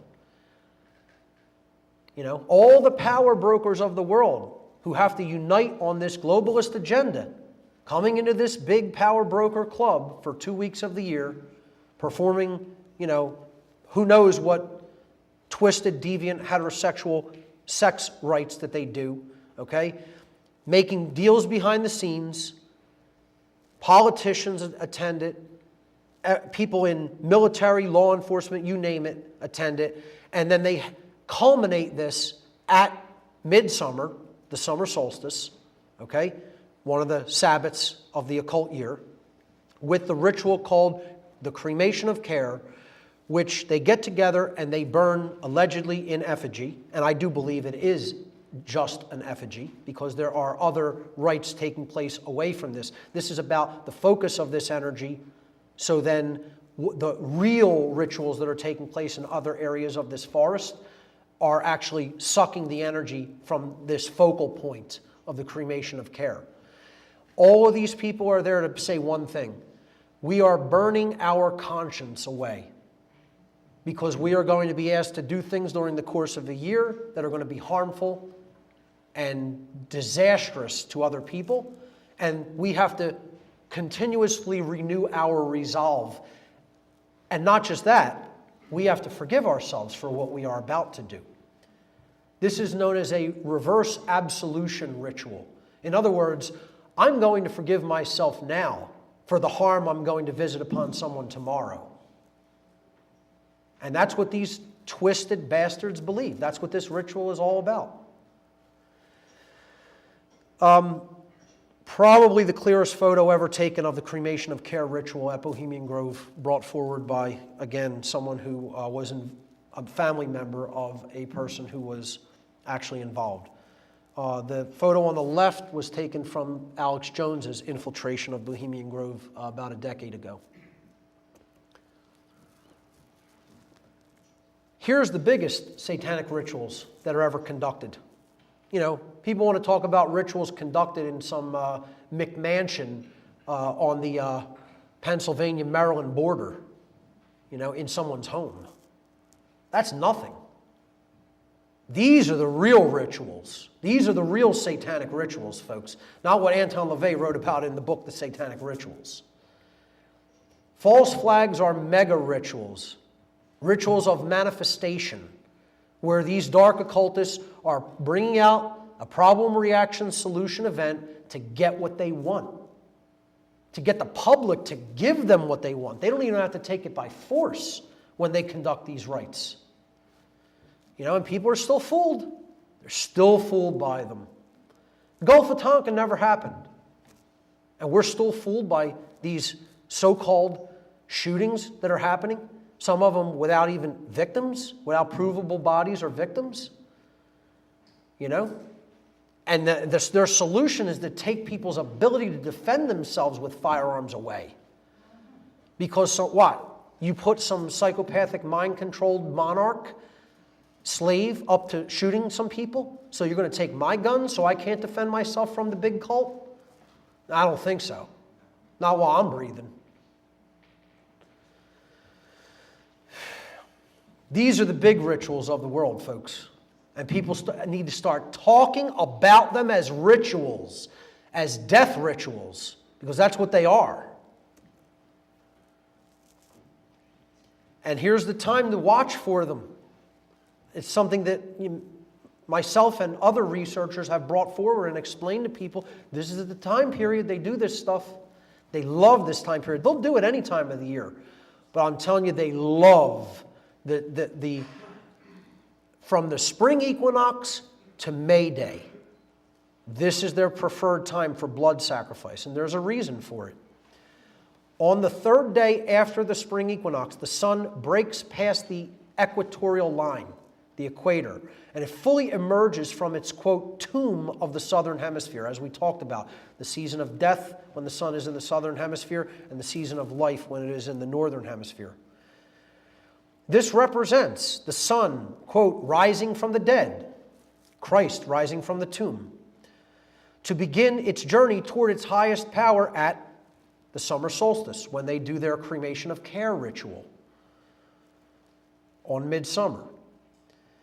In sun-worshipping traditions of the past, animal sacrifice and sometimes human sacrifices were offered during the 40 days between the spring equinox and May Day, mid-spring. This is the planting season of the year, and the sacrifices were made to the sun and earth, who were viewed as great spirits, to ensure a bountiful food harvest. The 40 days between March 22nd and May 1st are known as the occult season of sacrifice. 40 days is a significant time period in biblical and occult terms. Be particularly vigilant for false flag, mega ritual, mega death ritual events during this time, this 40-day period. And they are human sacrifice rituals. That's exactly what they are. So the number 322, March 22nd, that's the beginning of the season of sacrifice. The cult of death, known as Skull and Bones, uses that number. It's a funny anecdotal story. When I gave the natural law seminar in New Haven, Connecticut, when Art put us up in the hotel, he didn't even know it. We had room 322 at the hotel where I stayed. And hey, that's where Skull and Bones is at. It was almost like they were saying, "Hi, Mark. Thanks for coming." So this is the time period really to watch for blood sacrifice rituals, mass blood rituals. Look at how many have occurred only in the last couple hundred years. The battles of Lexington and Concord, the British attacked Lexington and Concord, April 19th, 1775. And while they slaughtered many of our men at Lexington, we handed them their ass at Concord. The Baltimore riots, 13 killed, April 19th, 1861. The sinking of the Titanic, 1,512 deaths, April 14th and 15th, 1912.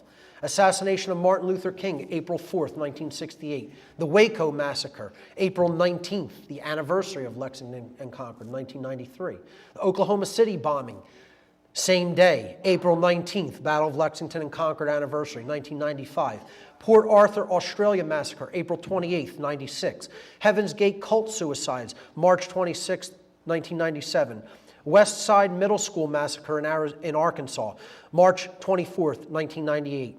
Columbine High School school shootings, mass shooting ritual, April 20th, Hitler's birthday, 1999. Iraq War, the beginning of the Iraq War, shock and awe bombings, March 19th. Okay, that's technically the spring equinox, 2003. It's the day I was appointed priest in the Church of Satan. That's the day LaVey did all of his appointments, March 19th. Virginia Tech school shooting massacre, April 16th, 2007. The Moscow metro bombings, March 29th, 2010. The BP oil spill began April 20th, 2010, Hitler's birthday. Libya was invaded on March 19th, 2011. The Boston Marathon bombing, April 15th, 2013. It's just coincidence. Watch this time period. Occultists kill a lot of people during that time period because of their sick, twisted belief system. Let's look at some dark occult variants and groups. I could call this section Who Really Rules the World.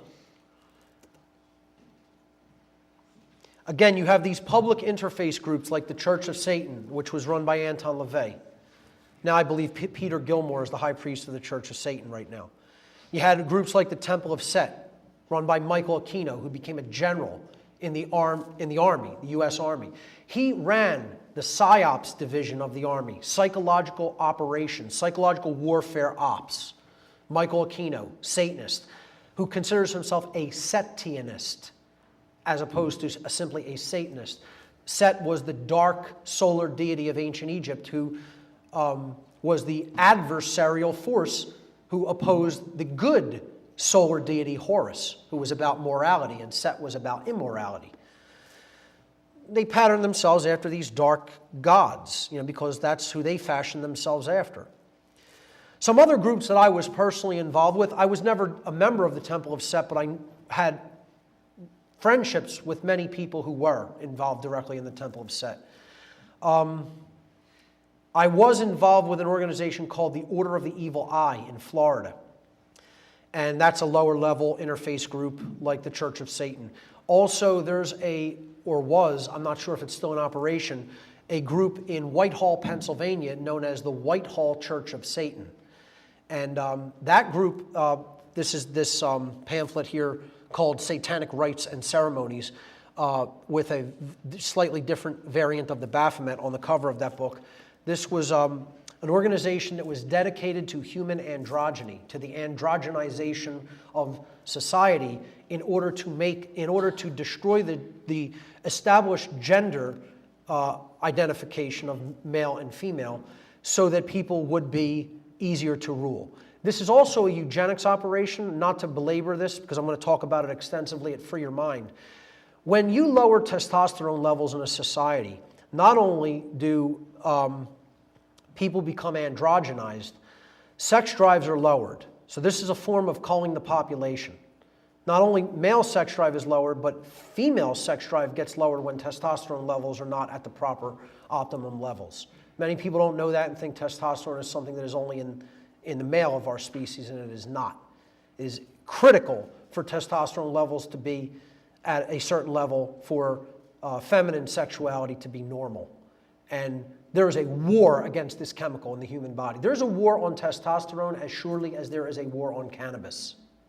More so, okay? Because they want an androgenized population that isn't reproducing itself and certainly isn't standing up for itself, because testosterone is also the war chemical.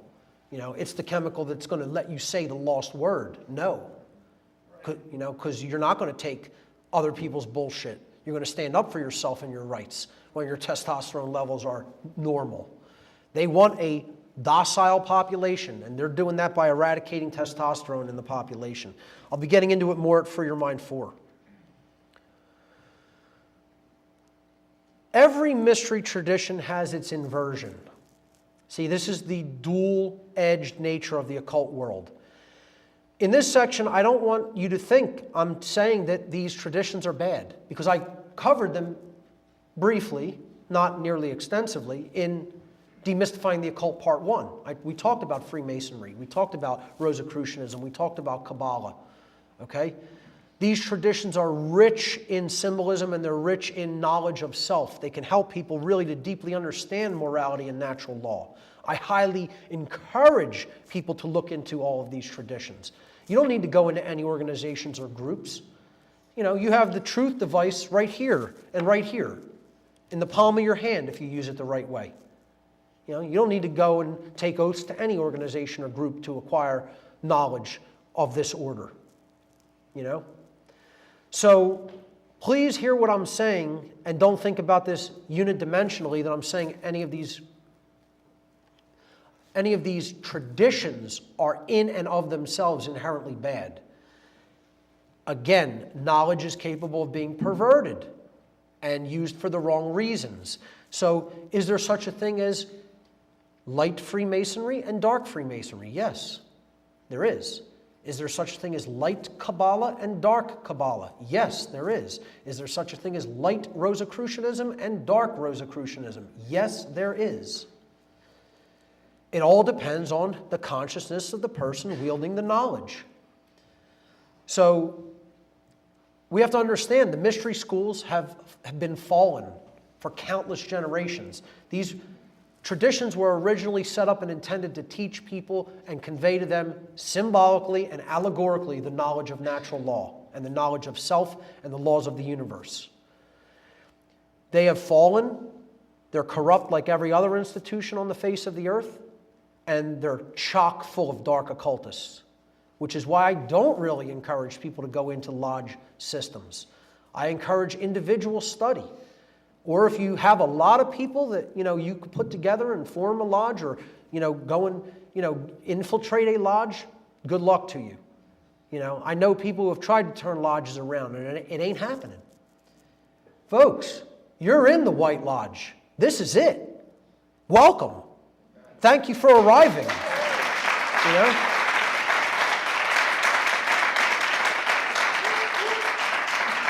Here's the thing.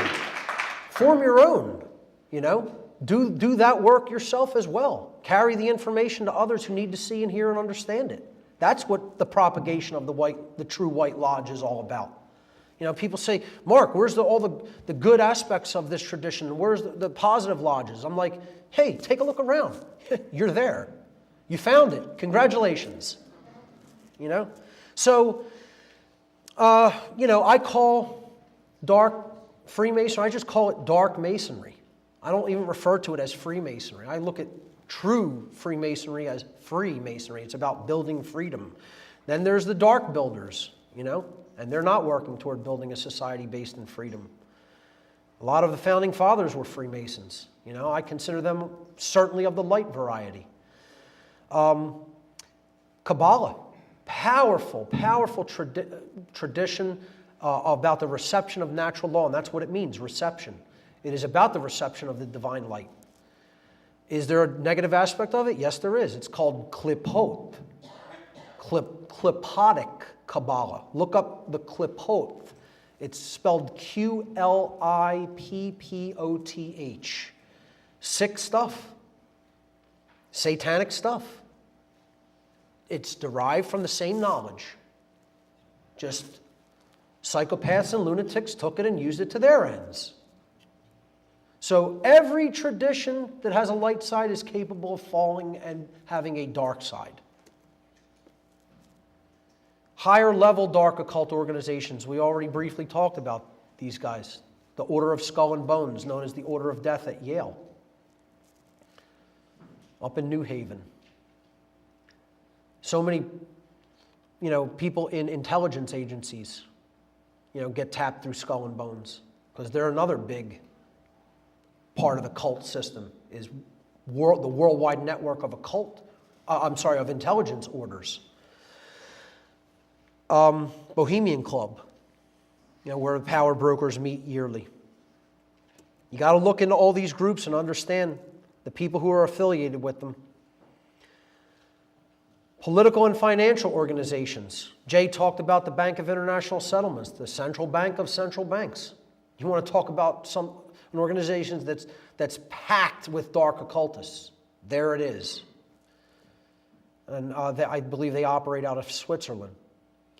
The Trilateral Commission, the Council on Foreign Relations, the World Bank, the International Monetary Fund, the UN, the Federal Reserve System, worldwide communism and worldwide Nazism. And let me tell you something, folks. You think that these ideologies have anywhere near been defeated or taken care of in the world, you're out of your damn mind. Because they are so on the rise, communism and Nazism are in total control in this country. And I'm telling you, neo-Nazism is big time on the rise. Not only here, but in Europe, heavily. Some of the people involved in these political and financial organizations, the Rothschilds, especially Jacob and David. Here's the Bush family, former Baron Rothschild, the Rockefellers, David Rockefeller, the whole cult of Saturn, the black-robed cult of Saturn, the judiciary class. Here's a Satanist that I actually saw at a ritual, Alan Greenspan, former director of the Federal Reserve System. These are people who are all involved in this dark cult.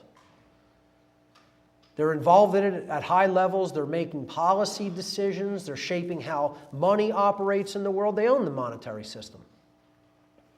They own politics. They own the banks. They own the courts. They own it all. It's all their inventions. They invented this whole system. We didn't invent this system to enslave ourselves. This big cult did. Thousands of years before any of us were born. Tens of thousands. High-level think tanks and intelligence agencies, and they're endless. I got so depressed making this presentation, folks, and I don't mean to. I know this is all heavy stuff. I'm actually going to end with some humor later, so as not to, make it a total, sledgehammer. But I got depressed making this because I'm myself realizing, and me and Jay have had discussions about this, some heavy discussions, some lighthearted ones, about how many people are involved in this cult. When Jay throws the numbers out there, I'm like, dude, you're out of your mind. You think that many people are involved. There's nowhere near that many people involved. And when I'm doing the research for this presentation, I'm starting to realize maybe there are as many as people as he's saying who are involved. His numbers are 10 to 12% of the human population. And, I hear that number and I just want to melt into a puddle. It's like, if it's that much, we're in a lot of trouble, people. So, the number 1% that people throw around, I think it's almost hopeful, because look at how many people are involved. Look at how many groups, how many people, all their ancillary supporters and members. People are involved in this cult at low levels, but there's many of them in the low-level areas of it. Tavistock Institute of Human Relations, the NSA, the NRO, whose dark occult symbolism I broke down in my first Demystifying the Occult seminar. The CIA, the Club of Rome, the big eugenics arm of the operation. You want to talk about who's directing the eugenics and epi-eugenics agendas? You need to look no further than the Club of Rome. CIA, NASA, and of course our friends at the Bilderberg Group, who comprise high-level power brokers in just every area. Media, education, finance, entertainment, politics, etc. Technology even. The so-called royal bloodlines, and I put royal in quotes because there is no such thing as royalty. Royalty is absolute nonsense. Nobody's special because they have special blood. If you believe that, you're in the satanic mindset. Nobody's genes are special and grants them the right to rule over other people. It's hard to believe how many people still accept this and how many royal families there still are in the world. All over Europe, there's ruling royal families. And people say, oh yeah, they're just figureheads. They're just figureheads. Queen of England's estimated net worth is $17.5 trillion. It's just a figurehead. There's no power in that kind of money. There's no power in that kind of wealth. It's not like you can buy politicians with $17.5 trillion. I mean, come on. And people actually believe that nonsense, These people are people who think they're God. That's the only thing that makes them quote-unquote royal. You think you have some divine right that you don't. They're jokes. They're inbred, mentally deranged jokes. I'm directly saying that. Me, Mark Passio, is saying that to all the royalty of Europe. You're insane, mentally deranged, psychopathic, parasitic, inbred jokes.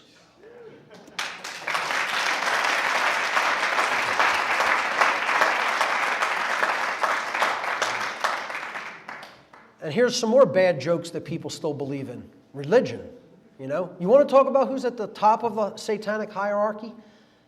Religion. People say the world's run from Washington, D.C., London, Moscow, Beijing, and Tokyo. Bullshit. You want to know where the world's run from? Rome, Israel, and Mecca. That's where the world's run from, folks. Rome, Israel, and Mecca. You better know that.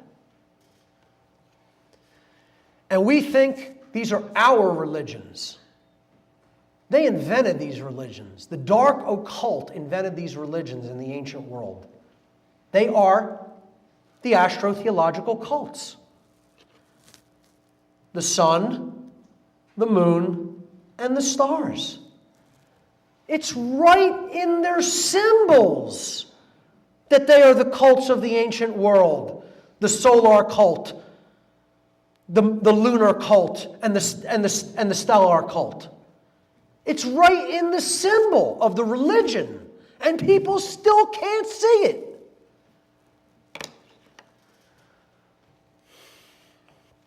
You know, you got to look into some of the other occult orders that are hidden within some of these religions. You know, like Opus Dei, like the Jesuit order, the Society of Jesus, you know, depicted here by the Black Pope, you know.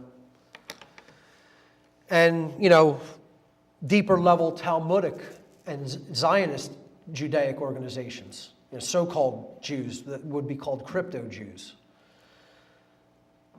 Religion is not what it appears to be, folks. It's a mask. It's a mask on a demonic face. And people better start waking up to that fact and realizing it. These religions are not on the side of humanity. They were created by these cults of the ancient world. And they are run by dark occultists to keep people inactive and believing that some savior's coming to rescue us from ourselves. There ain't nobody coming to help us. We got to do this work ourselves. I don't care what force you want to believe in for strength. I'm not telling you don't have that belief. But you know what? You got to do the action.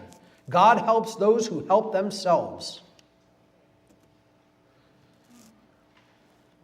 Here's one of the new big religions that's owned by the dark occult. I told people how Satanists and dark occultists ghostwrite the New Age books. They put useful dupes up to write them and throw their name on it. They give them all the conceptual ideas of solipsism and moral relativism and the bullshit notion of the law of attraction instead of teaching them natural law. Ain't one New Age teacher I know teaching anybody natural law. Not one.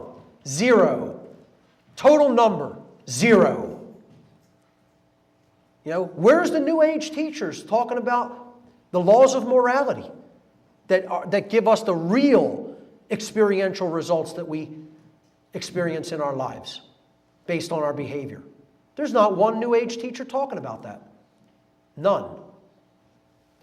No, but they'll sell us 1 million different products at the New Age Expo, you know, and they'll try to take the emphasis off of knowledge.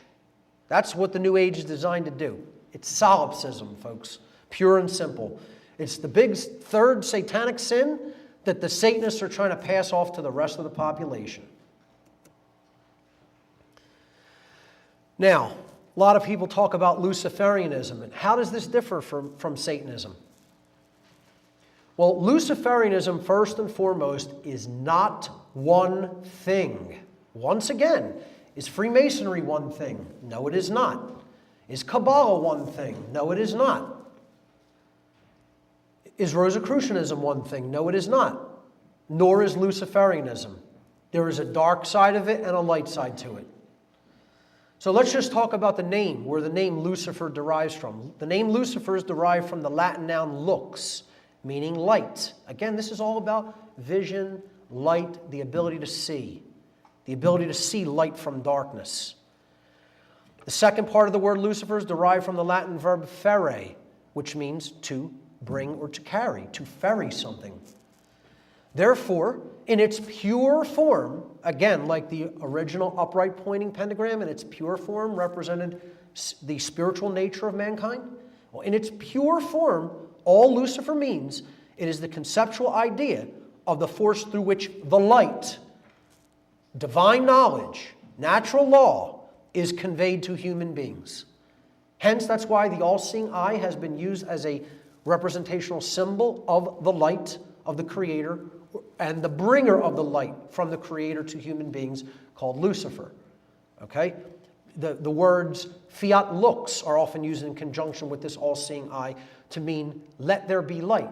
the first words attributed to the creation of the universe by the Creator.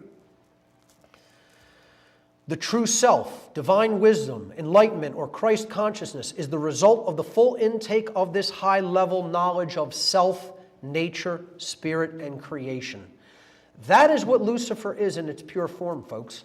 So, I'm here to tell everyone completely unapologetically today, I am a Luciferian. Surprise, surprise. Am I a dark Luciferian? No.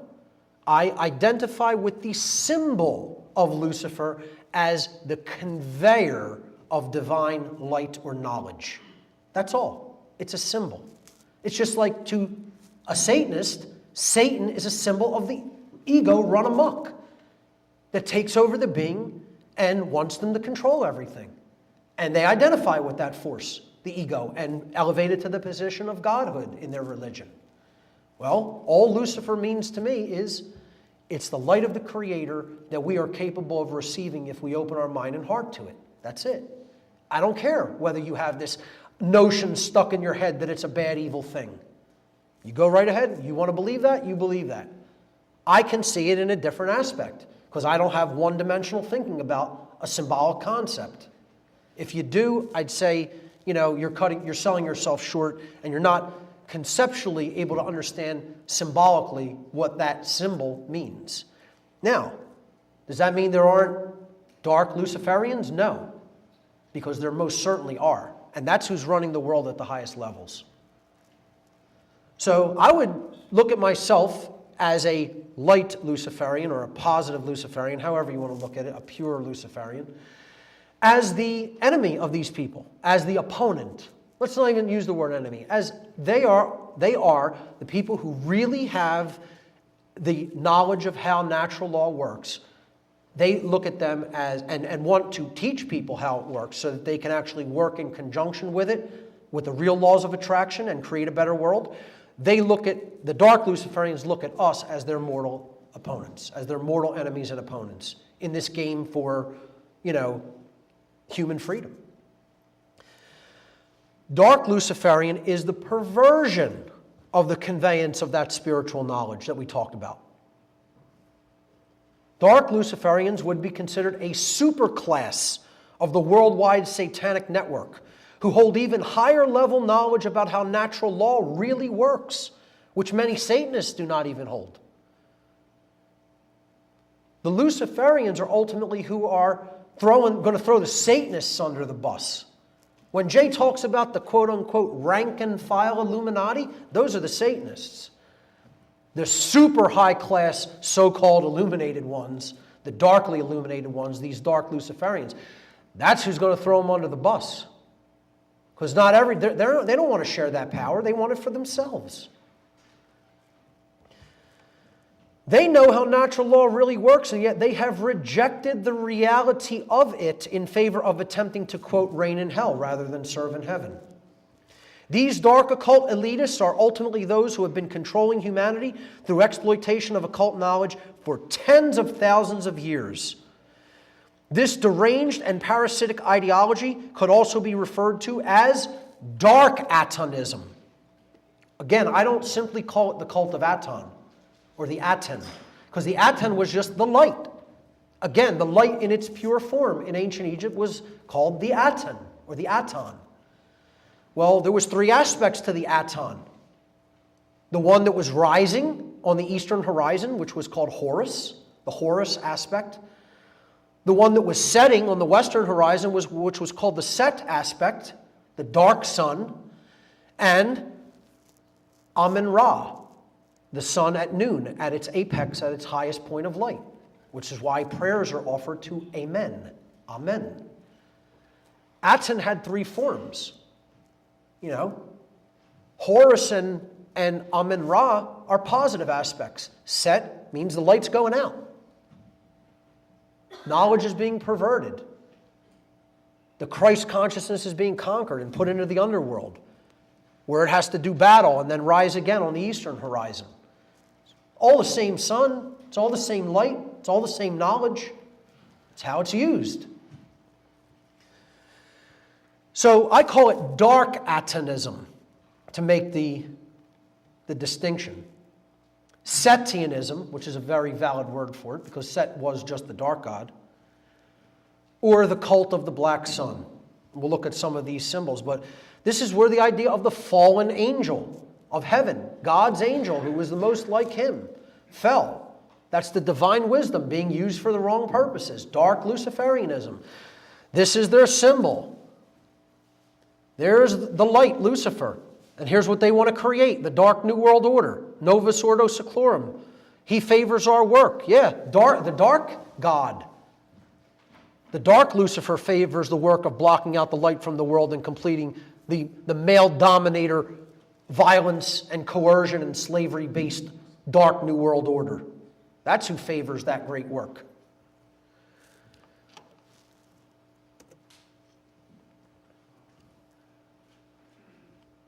Dark Luciferian symbolism. The owl.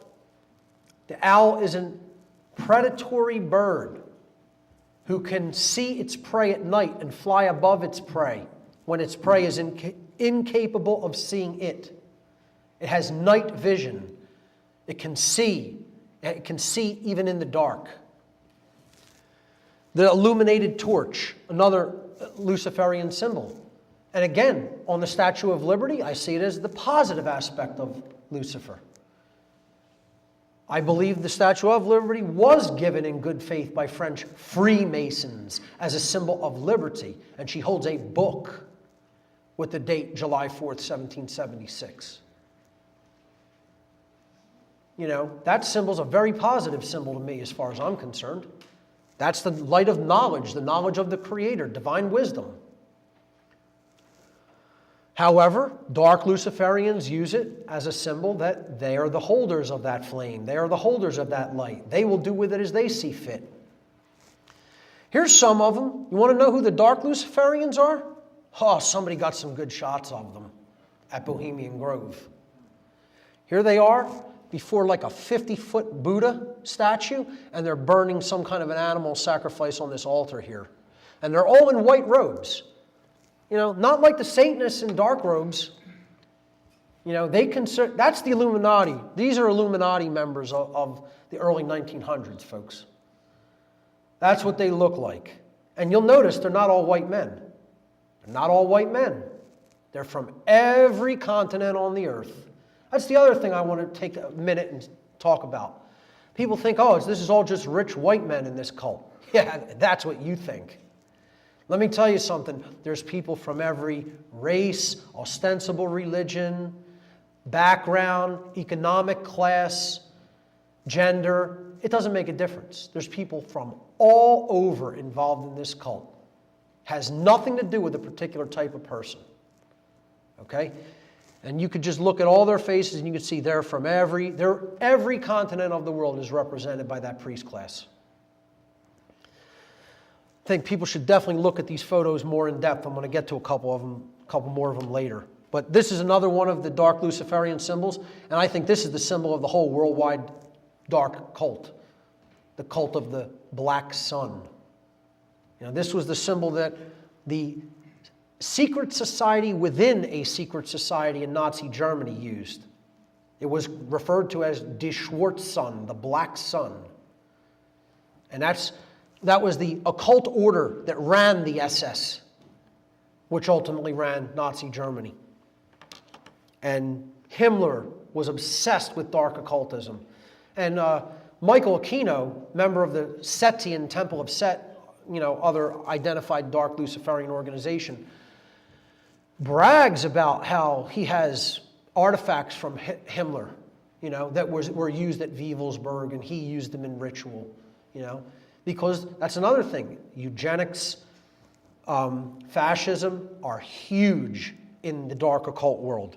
That's what they want. And you heard Nicholas Schreck, when he was involved with the Church of Satan and Temple of Set, in that interview, tell people we are in control, and we're going to build a world that is where young people are absolutely devoid of mercy for their fellow human beings, and we're going to create a fascist world order that's going to make Nazi Germany look like a little girl's tea party.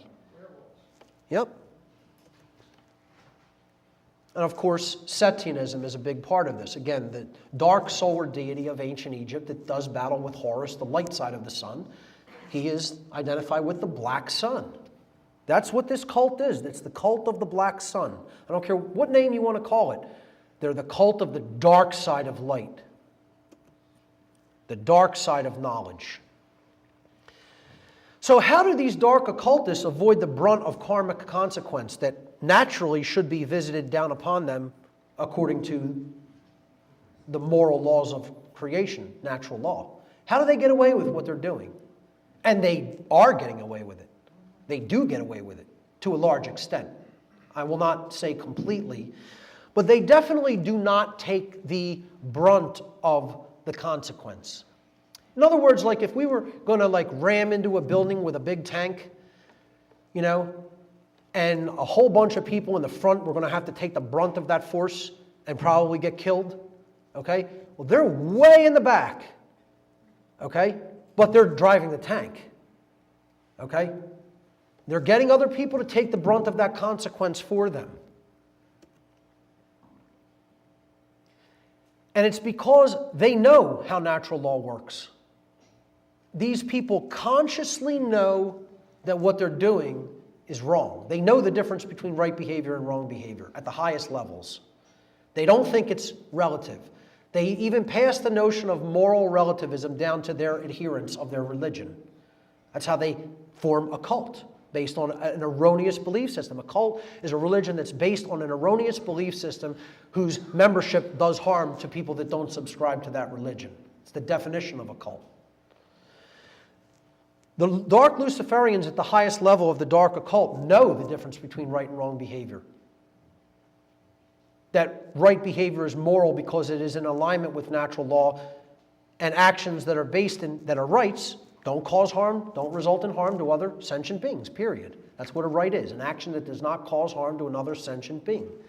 And they know that wrongdoing is in opposition to moral law, in opposition to natural law, and that it does result in harm to other sentient beings. They know this. They have rejected natural law. They have rejected all of its expressions. They know that they can only build chaos and control and slavery by using the dynamic of fear and ignorance in society. But they have chosen in their absolute willful disregard for natural law to create a prison within creation and rule the prison. And this is because they so want to be able to do whatever they want unchecked. This is how crazed the ego is. In other words, they know there is a moral consequence in nature for doing harm to others that cannot be avoided. Karma is real, it operates, and it cannot be avoided in nature. That's why we're experiencing the slavery we're experiencing now. Because karmically, in the aggregate, not just as individuals, but in the aggregate of our society, we've collectively made more immoral choices than moral choices. They know how this dynamic works individually and societally. And they hate it so much that they have said, F off to the creator of the universe. We will not accept that we are bound by that law. So we are going to create a pocket of the universe within it, and we are going to turn natural law on its head. We are going to be the creators of law, and we are going to subjugate people to that law and become God in this little pocket that we've created, this pocket of ignorance that we've created, and we're going to rule that little dungeon. We're going to rule that little pocket of creation. That's what Earth is. That's what the Earth is, because we've let these people rule it. So that's their worldview.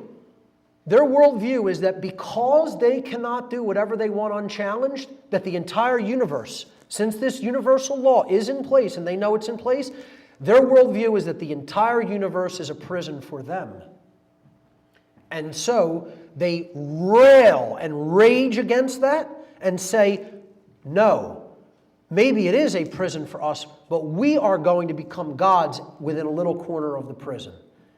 It's like people who are in a prison on Earth who then start like their little gangs within the prison, and like, I run this aspect of the prison. Like, you're not going to run any drugs through this prison because I run that. So they take over a little corner of the prison or an aspect of the prison.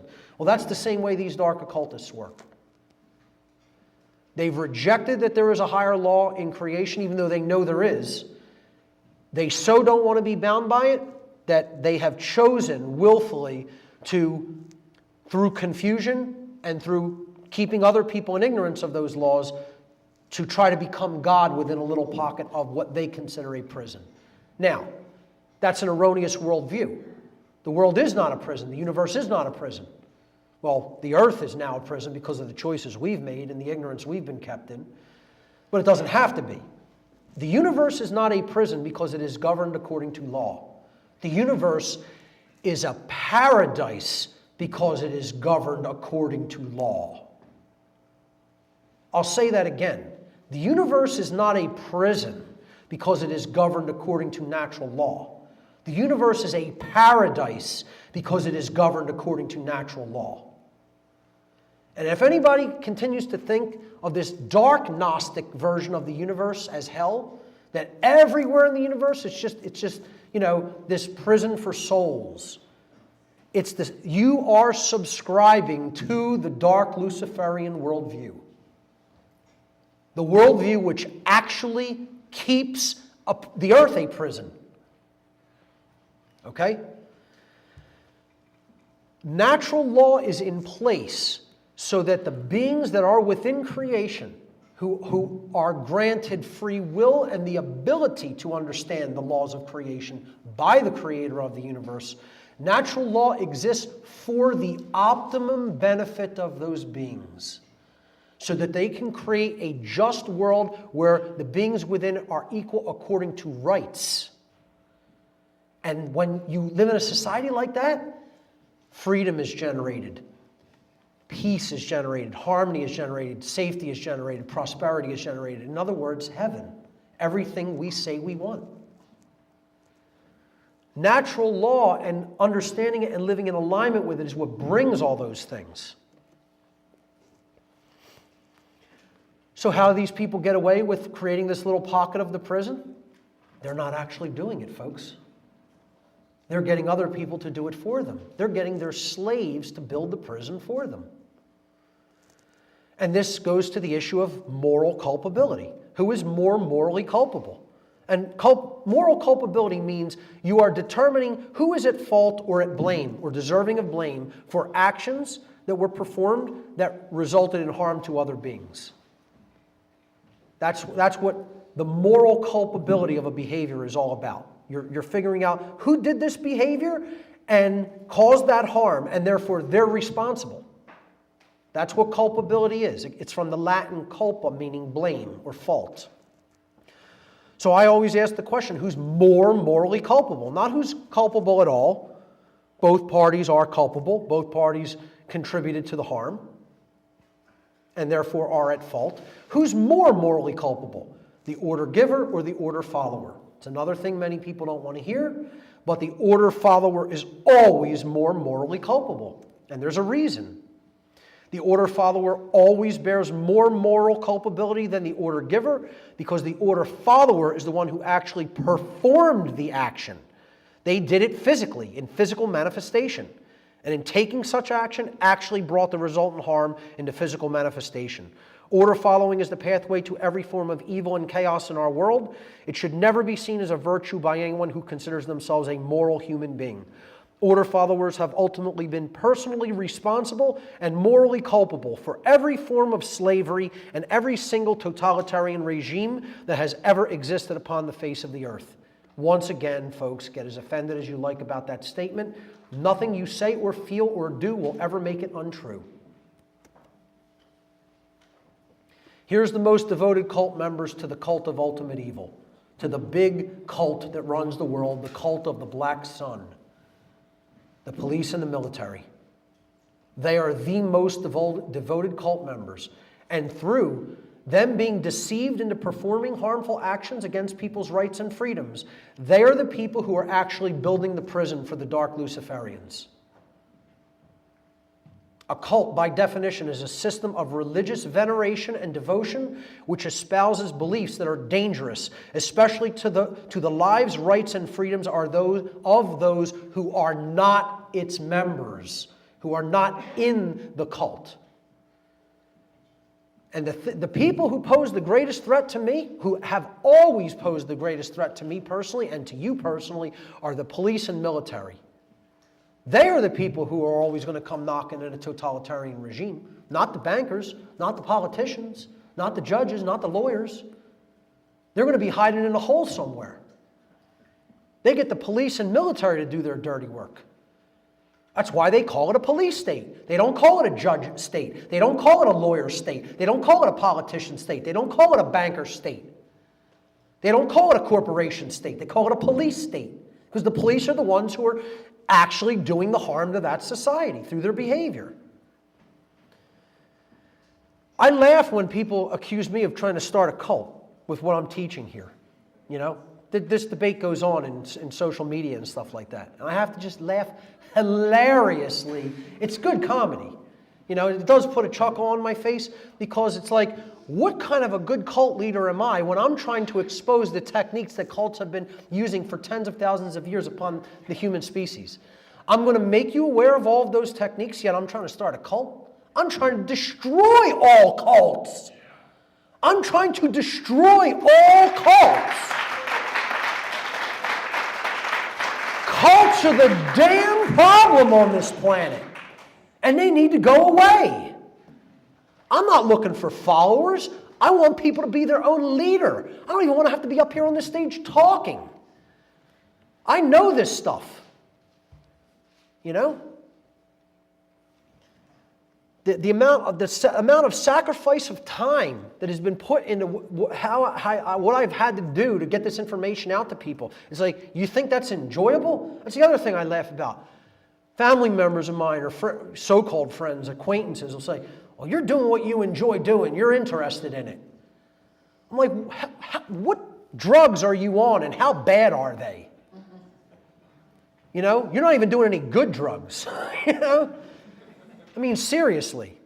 You think I enjoy this? You think I want the world to be this? You think I want this job of telling people that this is the world? Yeah, it makes you real popular.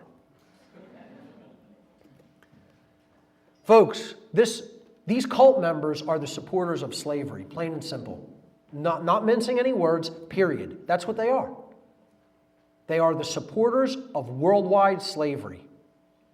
Just like these Satanists are the supporters of slavery.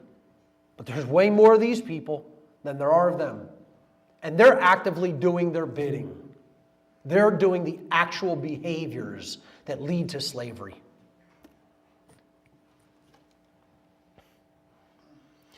The dark occult mockery of its own cult members. You know, not only are those the people who are the supporters of slavery, not only are they doing the bidding of the masters of the world, but they're being ritualistically and symbolically, occultically mocked by the very people who they are serving. I gave an entire presentation on this at Free Your Mind 1 back in 2011. It's called The Occult Mockery of Police and Military Personnel. Highly suggest everyone here watches this video. They do it wordlessly through their symbolism. You look at all the symbolism. You know, we talked about the hypercube being the symbol of hell on the forehead. They wrap the floor of the house of Freemasonry, the symbol of the first degree tracing board. The floor of the house means base consciousness, not understanding natural law, not knowing the difference between right behavior and wrong behavior. That's what the checkerboard represents. They're putting it around these people's brains, wrapping it around their brain. Inverted satanic pentagram symbolism, putting it all over the third eye and the crown chakra on the head, combining it with the checkered floor of the house. Here's more symbolism. The goddess, the Statue of Liberty, inside, the goddess of freedom inside the inverted pentagram. Then you have the octagon representing the hypercube. Oh, wait a minute, we have two squares of stars there. Another hypercube symbol. You know, this is the trifecta here. You know, you got, oh, I'm sorry, wait a minute, what's this? Oh, that's a trapezoid. I mean, how much more do you want? You know, here's the double square on this one, upholding the crown's right. I can go on and on forever. That's another thing Jay and I talked about. We're like, all the stuff we're talking about, we're barely scratching the surface. We could talk about this for days. You can go deep into all the symbolism and the mockery and all the different organizations that are interconnected. During the entirety of the time I interacted with dark occultists, they referred to the police and military only according to these two terms. They called them our dogs and our pets. Nothing else, no other term was ever used. I never heard them say the word police, ever. Ever. They called them our dogs. And for a long time, I had no idea what the hell they were talking about. It was like, I'm like, what are these people talking about, our dogs? What dogs? And then I finally made the connection. Whoa, they're talking about the police. They call the police their dogs. And it's not like, yo dog, you know, you're my boy. It's not street lingo. They're calling them animals that are easily made into obeying their commands because they break their will. And they symbolize this by giving them dog tags in the military. This is a perfect representation of how dark occultists see the police. If I drew that, it could not have been any more perfectly represented. I don't know who did it, but whoever drew that knows exactly how dark occultists think about cops. Exactly. Okay? Because they are the puppet masters and these people are their puppets. The military and the police are in this position. And their ego is so strong and their free will is so destroyed that they look at it as a badge of honor to be in this position. As a badge of honor. Now, when you're doing something like that in dark occultism, you know you really have something strong going. Okay? Not only that, these people who the police attack dogs and military attack dogs are oppressing, look at that position as being some kind of a badge of honor and think it's honorable and virtuous. You're members of a cult. Police and military and those who are supporting them, you are cult members.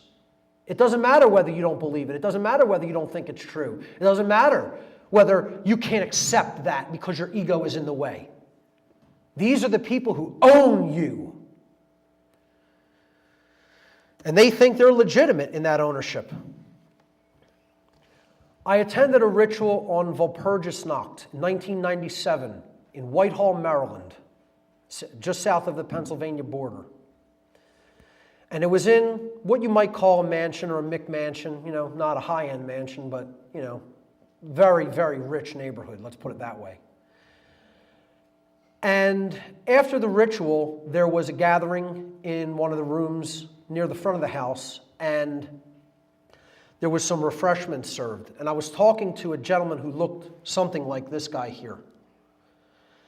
And this isn't an exact accurate rendition. A listener to my radio show and podcast drew this for me from a description I made. Technically, this person was outside. So if you look at that as a door there and he was on the other side of the door, it would have been much more accurate. He was guarding the ritual house, a member of the police. And again, Jay told you stories about the police operating in art and basically being aware of murders that were being done in their district and basically saying, you know, better luck in the next life, kid. We know who's running this place. They're our bosses. They sign our paychecks. So you're shit out of luck. You know? They got a police officer to actually guard the ritual house on this high holiday of the Satanic year.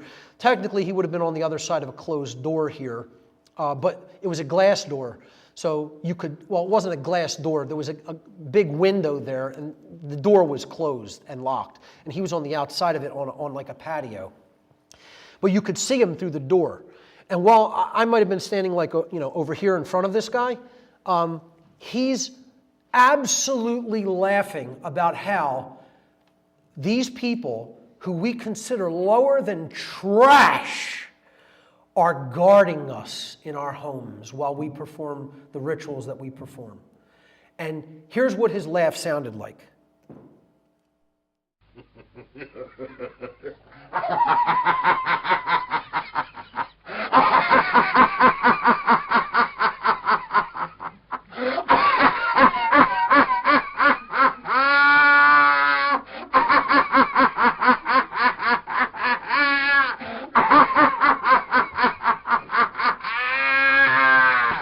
Almost identical. The choking or gagging aspect was even more like heightened because he was like eating while he was laughing. He was eating and drinking while he was laughing, like food in his mouth, okay? Like a gluttonous slob. And I'm telling you, you know that cackle or that force, like you can't even draw, you're laughing so hard you can barely draw another breath in. That's what it sounded like, okay? This is what these people think of the police. And you know what? Can't say I blame them. I think about them the same way. They're that big of a joke. You would enslave your own kind. What bigger kind of a joke is there? What kind of lower form of life is there than that? You deserve to be laughed at like that. You deserve to be laughed at like that.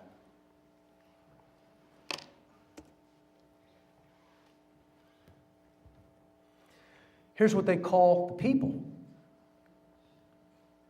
Never referred to the population, human beings, the people of earth, never once. They call us the dead. Well, they don't call the people in this room the dead, but they call the vast majority of the human population the dead. And they call people the dead because they don't exercise their thoughts, they don't exercise their emotions, they don't exercise their actions. If you're not trying to gain wisdom, your thoughts are dead. One of the three aspects of consciousness. If you don't care about what's really going on around you or in the world regarding your freedom, your emotions are dead. Care has been cremated. So the population is ignorant, they're apathetic, and they're inactive. They're cowardly, they're lazy. Their actions are deadened. So if all three aspects of what makes a person a human being, an alive human being, are inactive, for all intents and purposes, they could be looked at as dead, totally unconscious. That's how these occultists look at people. And therefore, their rationale is, we're not even doing this to a living soul. The soul hasn't even been activated. It's not really alive. It's just some clump of flesh that's animated. That's all. And they're performing these actions to a dead corpse. You know, that's how they look at us. It's not hard to see why, though. You know, it's what all these zombie movies are about. My friend told me, I talk to people and I try to tell them the zombie movies are about us. They're about the human population. They're not about like some outbreak, a viral outbreak that's going to happen and turn people into this. They're about the human population being dead, being spiritually dead. And people are like saying to him, no, you're wrong. That's not what it's about. Yes, it is. That's what zombie movies are about. They're about the population being spiritually deadened beings and overtaking the earth. Because they're certainly doing it. And here's a Bohemian Grove ritual about the dead from 1904. They're presiding over a funeral of, it's maybe difficult to see from afar in this image with the lighting in here, but it says, "Here lies Gus." You know, another name for the everyman, the average Joe. You know, we're all Gus. And it says, "Born every minute," and died August 8th, 1904. A sucker is born every minute. You know, that's how they view people. You know, they're living, they're presiding over the funeral, you know, with the dead in the ground with the mockery tombstone. Just mocking us. Here's how they see us all. I broke this image down with Jay Parker on an episode of my podcast. Here's the poets, as they refer to themselves. It's a division of Bohemian Grove, one of the encampments, as they refer to them. And I'm referring to this painting in the background, which I'm going to blow up and enhance. Okay? Here's some Bohemian Grove Dark Occult members. They painted this painting while they were at the Grove. And you see it depicts a line, like a procession of human beings. And it's all different types of human beings changing as they go forward to different kind of people. So we're going to look at that progression. So let's blow this up and look at the rear portion of the procession here, being led up here, moving this way. Well, in the back you have the hunter-gatherer types, the people actually living in balance in the natural world. They see them as barbarians, okay? Basically, only taking what they need from the earth, living off the land. You know, that's barbarism, okay? The old hunter-gatherer types of human beings. And then as you move forward, you get into husbandry and farming, etc. So that's the next level of so-called human evolution. So let's move forward. Well, then we have two classes of people. You might call this the poor or the lower class, you know, and then you have the aristocracy or the upper class, or at least the middle. You know, you're moving here toward the middle class here. There's even kind of like a separation. You have who they consider, you know, the slovenly and you know, just degraded aspect of society. And you have here's the poor. They're all like, you know, waifs practically. You know, practically starving. You got this guy who's got a little bit of something or bread maybe, you know, but he's still like really emaciated.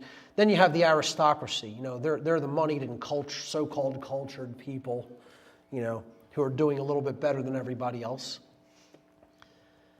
And then in front of the aristocracy is the strong man, the police and military.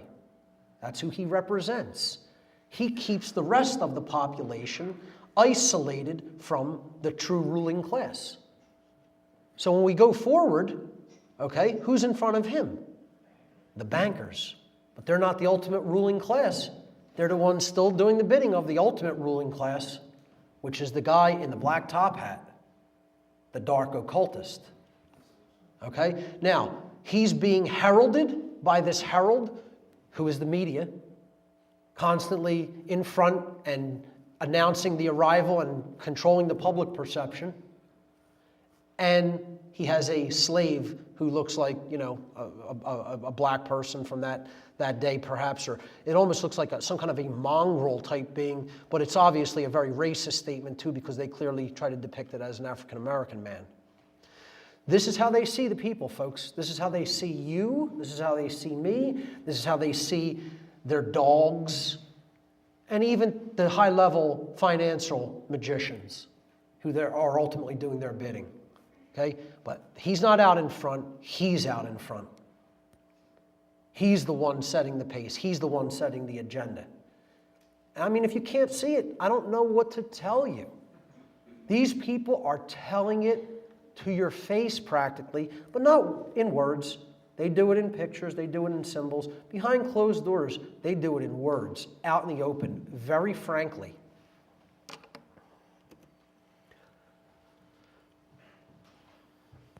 Mini-me Satanism. This is the other way that they continue to keep their control and continue to run the world. It's what I call mini-me Satanism, and it's what most of this whole society subscribes to. Mini-me Satanism. Everybody wants the Iron Throne, right? Nobody wants to destroy the Iron Throne. See, it's like Russian dolls, a doll within a doll within a doll. It's all just a fractal image of itself, you know? The big Satanists up here, you know, they know a lot more about the whole ideology, but then they got the little Satanists down here. It's just a mimic of the ideology at a lower level, a mimicking of it, you know? We don't want to destroy this. No, we want to take this and we want to use it for our own benefit, to throw a Game of Thrones allegory in there. Hope most people get that reference. The tenets of Satanism are live only for yourself. There is no such thing as right and wrong, truly. The most ruthless should ultimately rule, and they should ultimately get rid of who they don't want. Most people think like that. Even at a lower level, they might not very consciously, fully vocalize that, but you know what? You ask most of your friends and family members, and I guarantee you the majority of them are going to say, I pretty much believe that. That's the natural order of things. Just like Nicholas Schreck was saying back when he was a Satanist. This is the natural order. Bullshit. There's nothing natural about it, and it'll never lead to order. This societal Satanism has to go before we could ultimately do anything about the problem of this big cult. Because as long as this ideology is entrenched in the masses of people at a fractal level, we are subscribing to the same ideology that is ultimately enslaving us. And therefore we can never be free as a result of taking that ideological position. When you look at our society, is our culture systemically satanic? Are we infected with the old religion? Oh, you better believe we are. It's everywhere. Me thinking 24 hours a day, 7 days a week, 365 and a quarter days a year. You try to tell people what's going on, and they say, I don't care, I don't want to know about that stuff. I want to live for today. I want to live for my pleasure pursuits. The goal of life is to pursue happiness. Hedonistic pursuits. And some people will say, oh, that's the best revenge, is living well. Well, I have no problem with success and prosperity. That's what I'm telling people I want, and they should want too. But when you make that the goal of life, as opposed to being moral and free, you're missing what this entire existence is all about. And most people are stuck in that. They're stuck in that trap for the soul. Hedonistic pleasure pursuits and living only for me. It's what our whole culture is based on. It's what they got people believing is the point of life, instead of to learn and to grow in consciousness.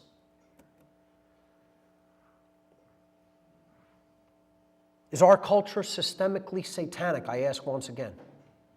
Are we supporting the very cult members who are enslaving us? And are they supporting their very occult overlords who are enslaving them in turn? That's why we have to do away with this notion that, because we're doing it, it must be right. So many people blindly supporting this country and its military and police.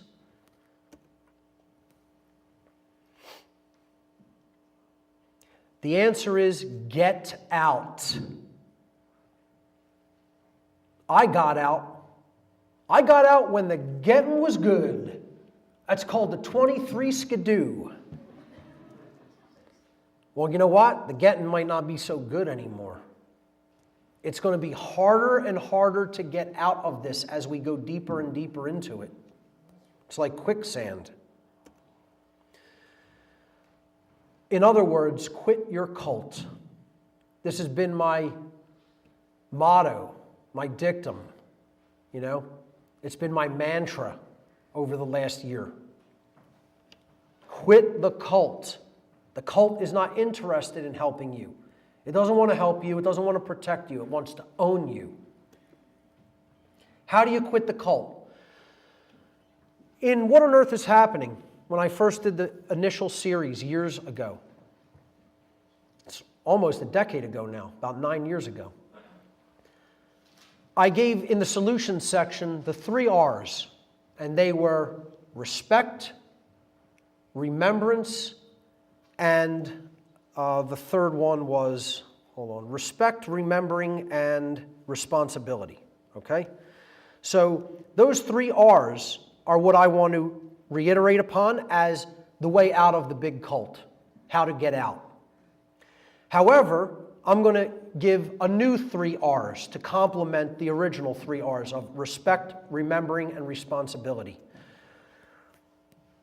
Repentance is the true form of self-respect. And this is a religious term, as it is most often used. It means saying that you're sorry, making an apology for wrongdoing and wrong thinking. It means saying the most powerful 3 words that can ever be spoken by a human being. The second most powerful three words that can be spoken by a human being is, I love you. The most powerful phrase that can be spoken by a human being is, I was wrong. That's why so few people say it. They can't get their ego out of the way. You know how many thousands of times I had to admit to myself that I was wrong and I was participating in something that was completely screwed up? Tens of thousands of times. That's the hardest thing there is to do for a human being, because you have to admit you were duped. You got fooled. You got played. And I was wrong. I was duped and I got played. But I was at least man enough to be able to say that to myself. How many people are man or woman enough to be able to utter those words? I know people in my own family who have knowingly said untruths about me or let untruths be spoken about me that they knew were not the truth, and can't say years later to me, I was wrong about that and I shouldn't have gone along with that, or just let that be spoken about you unchallenged. Just because they can't get their ego out of the way and those words can't leave their mouth. It's like Arthur Fonzarelli on Happy Days. I was, and he can't get the word out. He can't say I was wrong, you know? That's how deep the human ego is entrenched. That's how deeply it's entrenched. That's what Satanism is. That's what the force called Satan is. It's the force that will not allow us to admit we were wrong or duped. Overcoming the ego-bound consciousness ultimately means truly being able to say I was wrong, and to change your behavior by desisting in wrong action and taking up right action. This comes from respect. This is what true self-respect is. This comes from true self-respect. You have to develop self-respect to be able to say you were wrong. That's why they say it takes a big man or it takes a real man or a real woman to admit that they were wrong, because they respect themselves, truly. The word respect derived from the Latin prefix re, meaning again, and the Latin verb spectare, which means to look at. True self-respect means taking another look at yourself. And sometimes you don't like what you see because you recognize you are involved in something that was wrong. And you have to admit that to move forward. That's what taking the step into the repentant personality is all about. This is what real repentance is. The second R of the new 3 R's is refusal. And this is true remembering, because you will refuse to participate in this satanic agenda or ideology when you remember who you truly are, which is a sovereign spiritual being, having an experience of growth and learning in the physical domain. Through the knowledge of natural law, an awakened human being who truly remembers who they are is finally able to speak the lost word, which is no. No is the word of all power. Only when we say no to those who would claim to be our owners do we stop externalizing our power, and in doing so reclaim all of our rights as sovereign beings. Engaging in full refusal to participate in the worldwide cult that is enslaving humanity requires tremendous amounts of knowledge, care, and courage. And since so few have those dynamics in that kind of abundance, that's why this word is considered lost. So few people will say no to evil. But that is where the power lies ultimately, in refusal to participate and cooperate with this agenda. Finally, the third R is rebellion. And I don't even mean physical rebellion. I look at real rebellion in life as true responsibility. People think responsibility is how much money you have in your bank account. They think it's what kind of job you have. They think it's either whether you can feed yourself in any given day from day to day. It's not what real responsibility is. I'm not knocking any of those things. Nice things to have and be able to do. But real responsibility is doing the great work. And that's rebellion against the unnatural evil order of chaos and death that has taken this planet. The true great work is the arduous task of influencing others to abandon their religions, the false and dogmatic beliefs which hold back the progress of consciousness by impeding the reception of truth and natural law. It is to help them to realize that in supporting and condoning the legitimacy of authority and government, man's law, based in moral relativism, that they have actually been supporting and condoning the legitimacy of slavery, and that they were immoral for having done so. Now, that is not any tiny little task, which is why it's not called the tiny little task. It's called the great work. In case, if you haven't noticed, people tend to be very, very attached to their religious beliefs and their cult beliefs. They don't want to abandon them out of fear because it's all they've ever known. And what this great work is ultimately about doing is dragging people kicking and screaming into uncharted territory, the undiscovered country of real freedom and real responsibility. And most people don't want to go there because they don't want to grow up. They don't want that knowledge because they don't want the associated responsibility that goes hand in hand with that knowledge and can never be separated from it.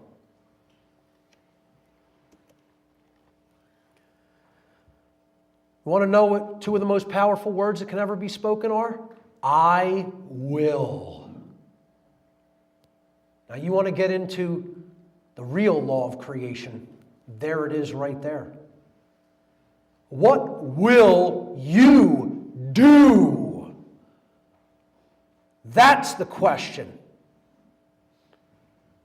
You know, people say, oh, you make the recognition that all this stuff is wrong. Well, what are you going to do about it? A whole lot. And I have done a whole lot. And I will continue to do a whole lot. That's influencing people to understand what's right and what needs to be done. That's the word that needs to be said. Those are the words that need to be said. Don't look at Mark Passio and what he's going to do. Say, I will. Take that responsibility on your own shoulders. What are you going to do? That's true responsibility. And you know what? When you turn your will to that great work, that's true rebellion.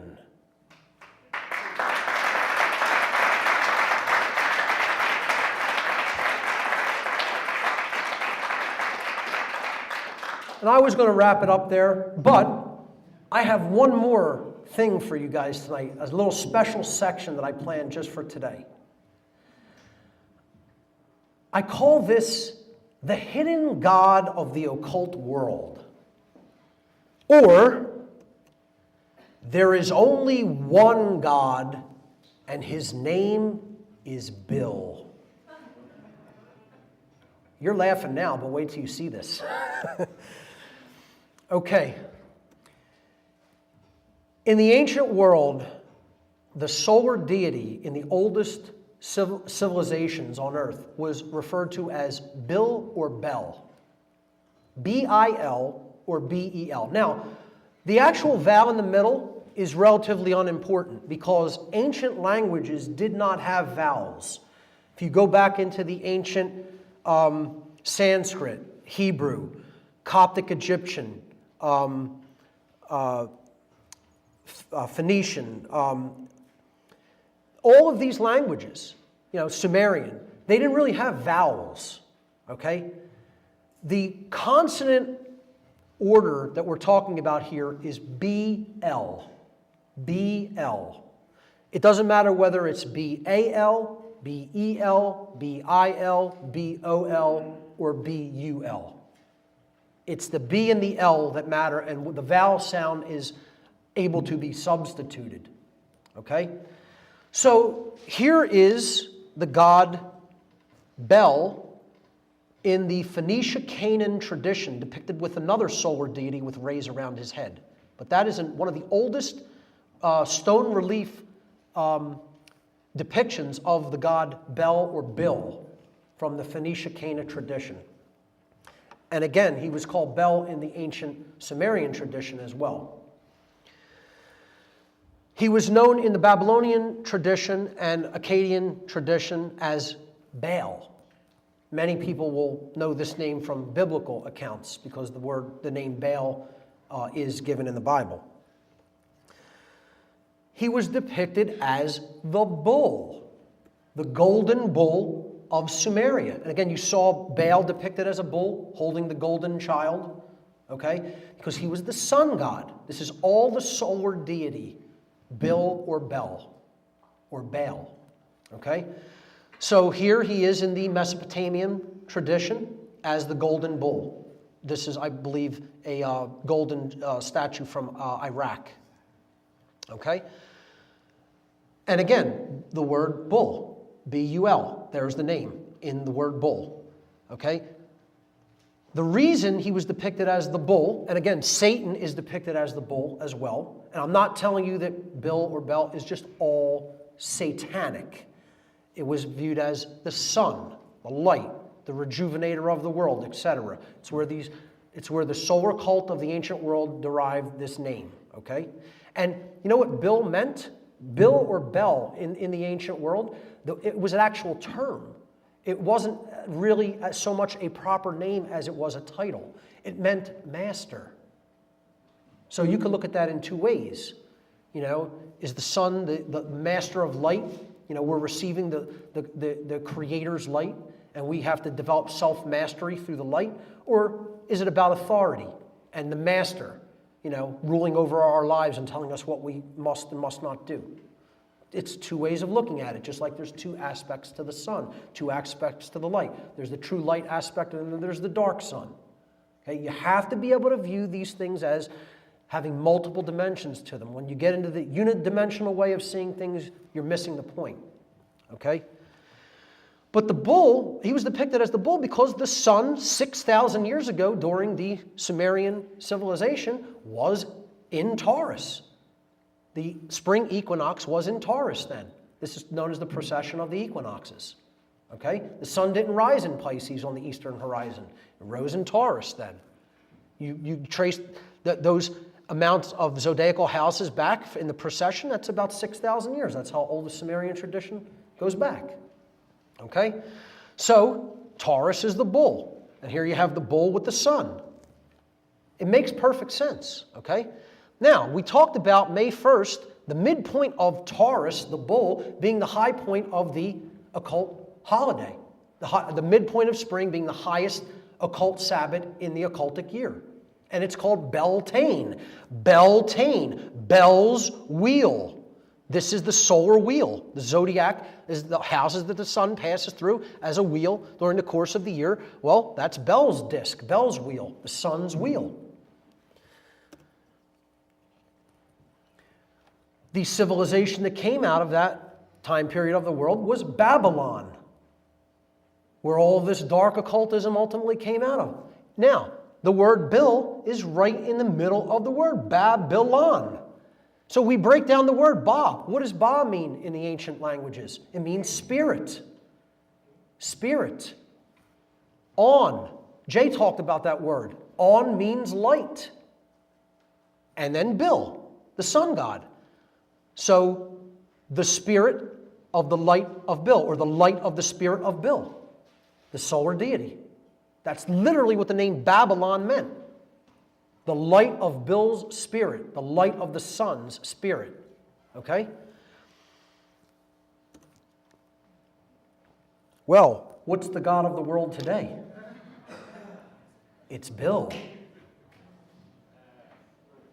So they just named it a Bil, right? Just it's accidental. There's no connection here. what do we want all those bills to do? Well, we need them to pay bills.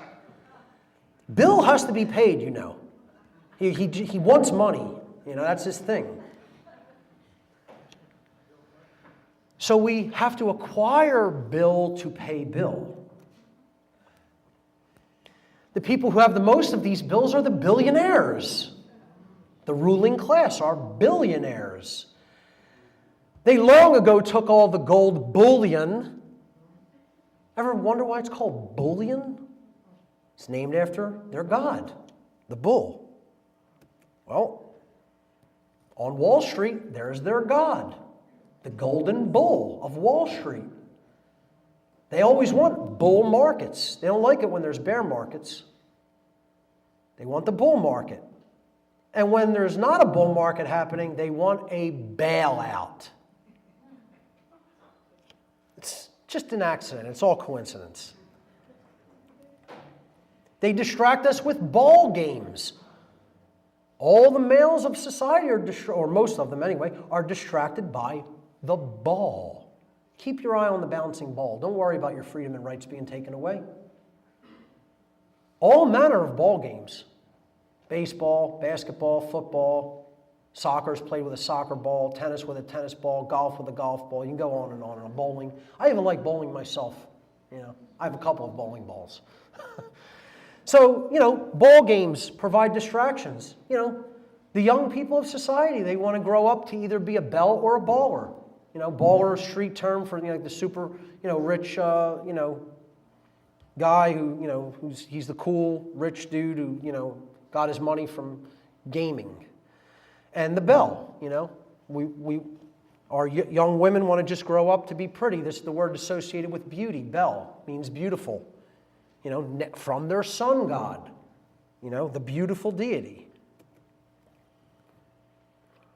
They distract us with billboards. It's where all the advertising goes to put subconscious messages into the mind. The top singles in pop culture, music, which the dark occult worked through, is called the billboards.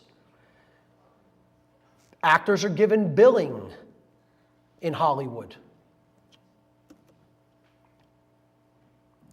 The Masons are referred to as the builders, whether they be builders of the light or dark builders. We're all builders of society. Two of the big forces ushering in negative political change, communism and Zionism. And these were led by the Bolsheviks and the Balfour Declaration. All right there in the Word. One of the biggest secret societies, the biggest think tank, occult secret societies in the world is the Bilderberg Group. Well, you think that's accidental that the first place they met was the Bilderberg Hotel? Bilderberg means the foundation of Bill. Or in other words, the rock upon which Bill's church is built. And believe me, it is being built upon that foundation. We have a prince in the royal family of England that is going to become king at some future point, and his name is Bill, Prince William. Well, do you think they named the future king Bill or William accidentally? I don't think it is. That's their god. That's why the English royalty vacation at Balmoral Castle. They go there to learn the morals of Baal. Okay? And the castle where the most ritual sacrifice during any given year is held is Amerwa. I mean, look at the accounts that Fritz Springmeier gathered, and also that I believe Bryce Taylor talked about the things that go on at Amerwa. Or perhaps it was, I can't remember who did talked about the reptilians with David Icke. Arizona Wilder, thank you. Arizona Wilder talked about the occult rituals that take place, the human sacrifice rituals that take place at Amerwa Castle. Where is it located? It's located in Boulogne, Belgium, which is, by the way, Belgium is the proposed seat of the world government. at Brussels. Now, Bouillon, named after the sun bull god, Bel or Bill, just happens to be directly next to another little settlement called Munio. So you have Munio and Bouillon, the sun and the moon. It's coincidence, though. You might think this is all baloney.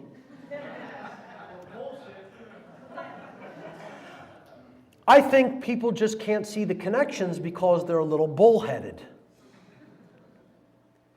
They're rigidly attached to their belief system. And that's the belief systems, the belief systems that they give everybody. And Jay talked about it as the lie is in there as well. Bel's lies. The dark sun gods and the dark solar cult's lies. I think it's going to take a lot of courage, otherwise known as boldness or having some balls, to really change the trajectory that we're on as a species. I think we need to be struck with noetic lightning, with the lightning bolts. And maybe the light bulb will go on. And then maybe people will start paying attention to things like the Bill of Rights and the Liberty Bell, positive symbols for human freedom in our society. Maybe they could even listen to some of the words of wisdom in the New Testament of the Bible, the Bible. Maybe once we start doing that, we'll develop the ability to achieve balance. Because that's ultimately what it's all about, folks. It's about bringing the balance of the sacred masculine and sacred feminine dynamic together in that sacred union. And when we do that, and we understand natural law, maybe things won't have to get belligerent, and we won't have to use bullets to get this change done.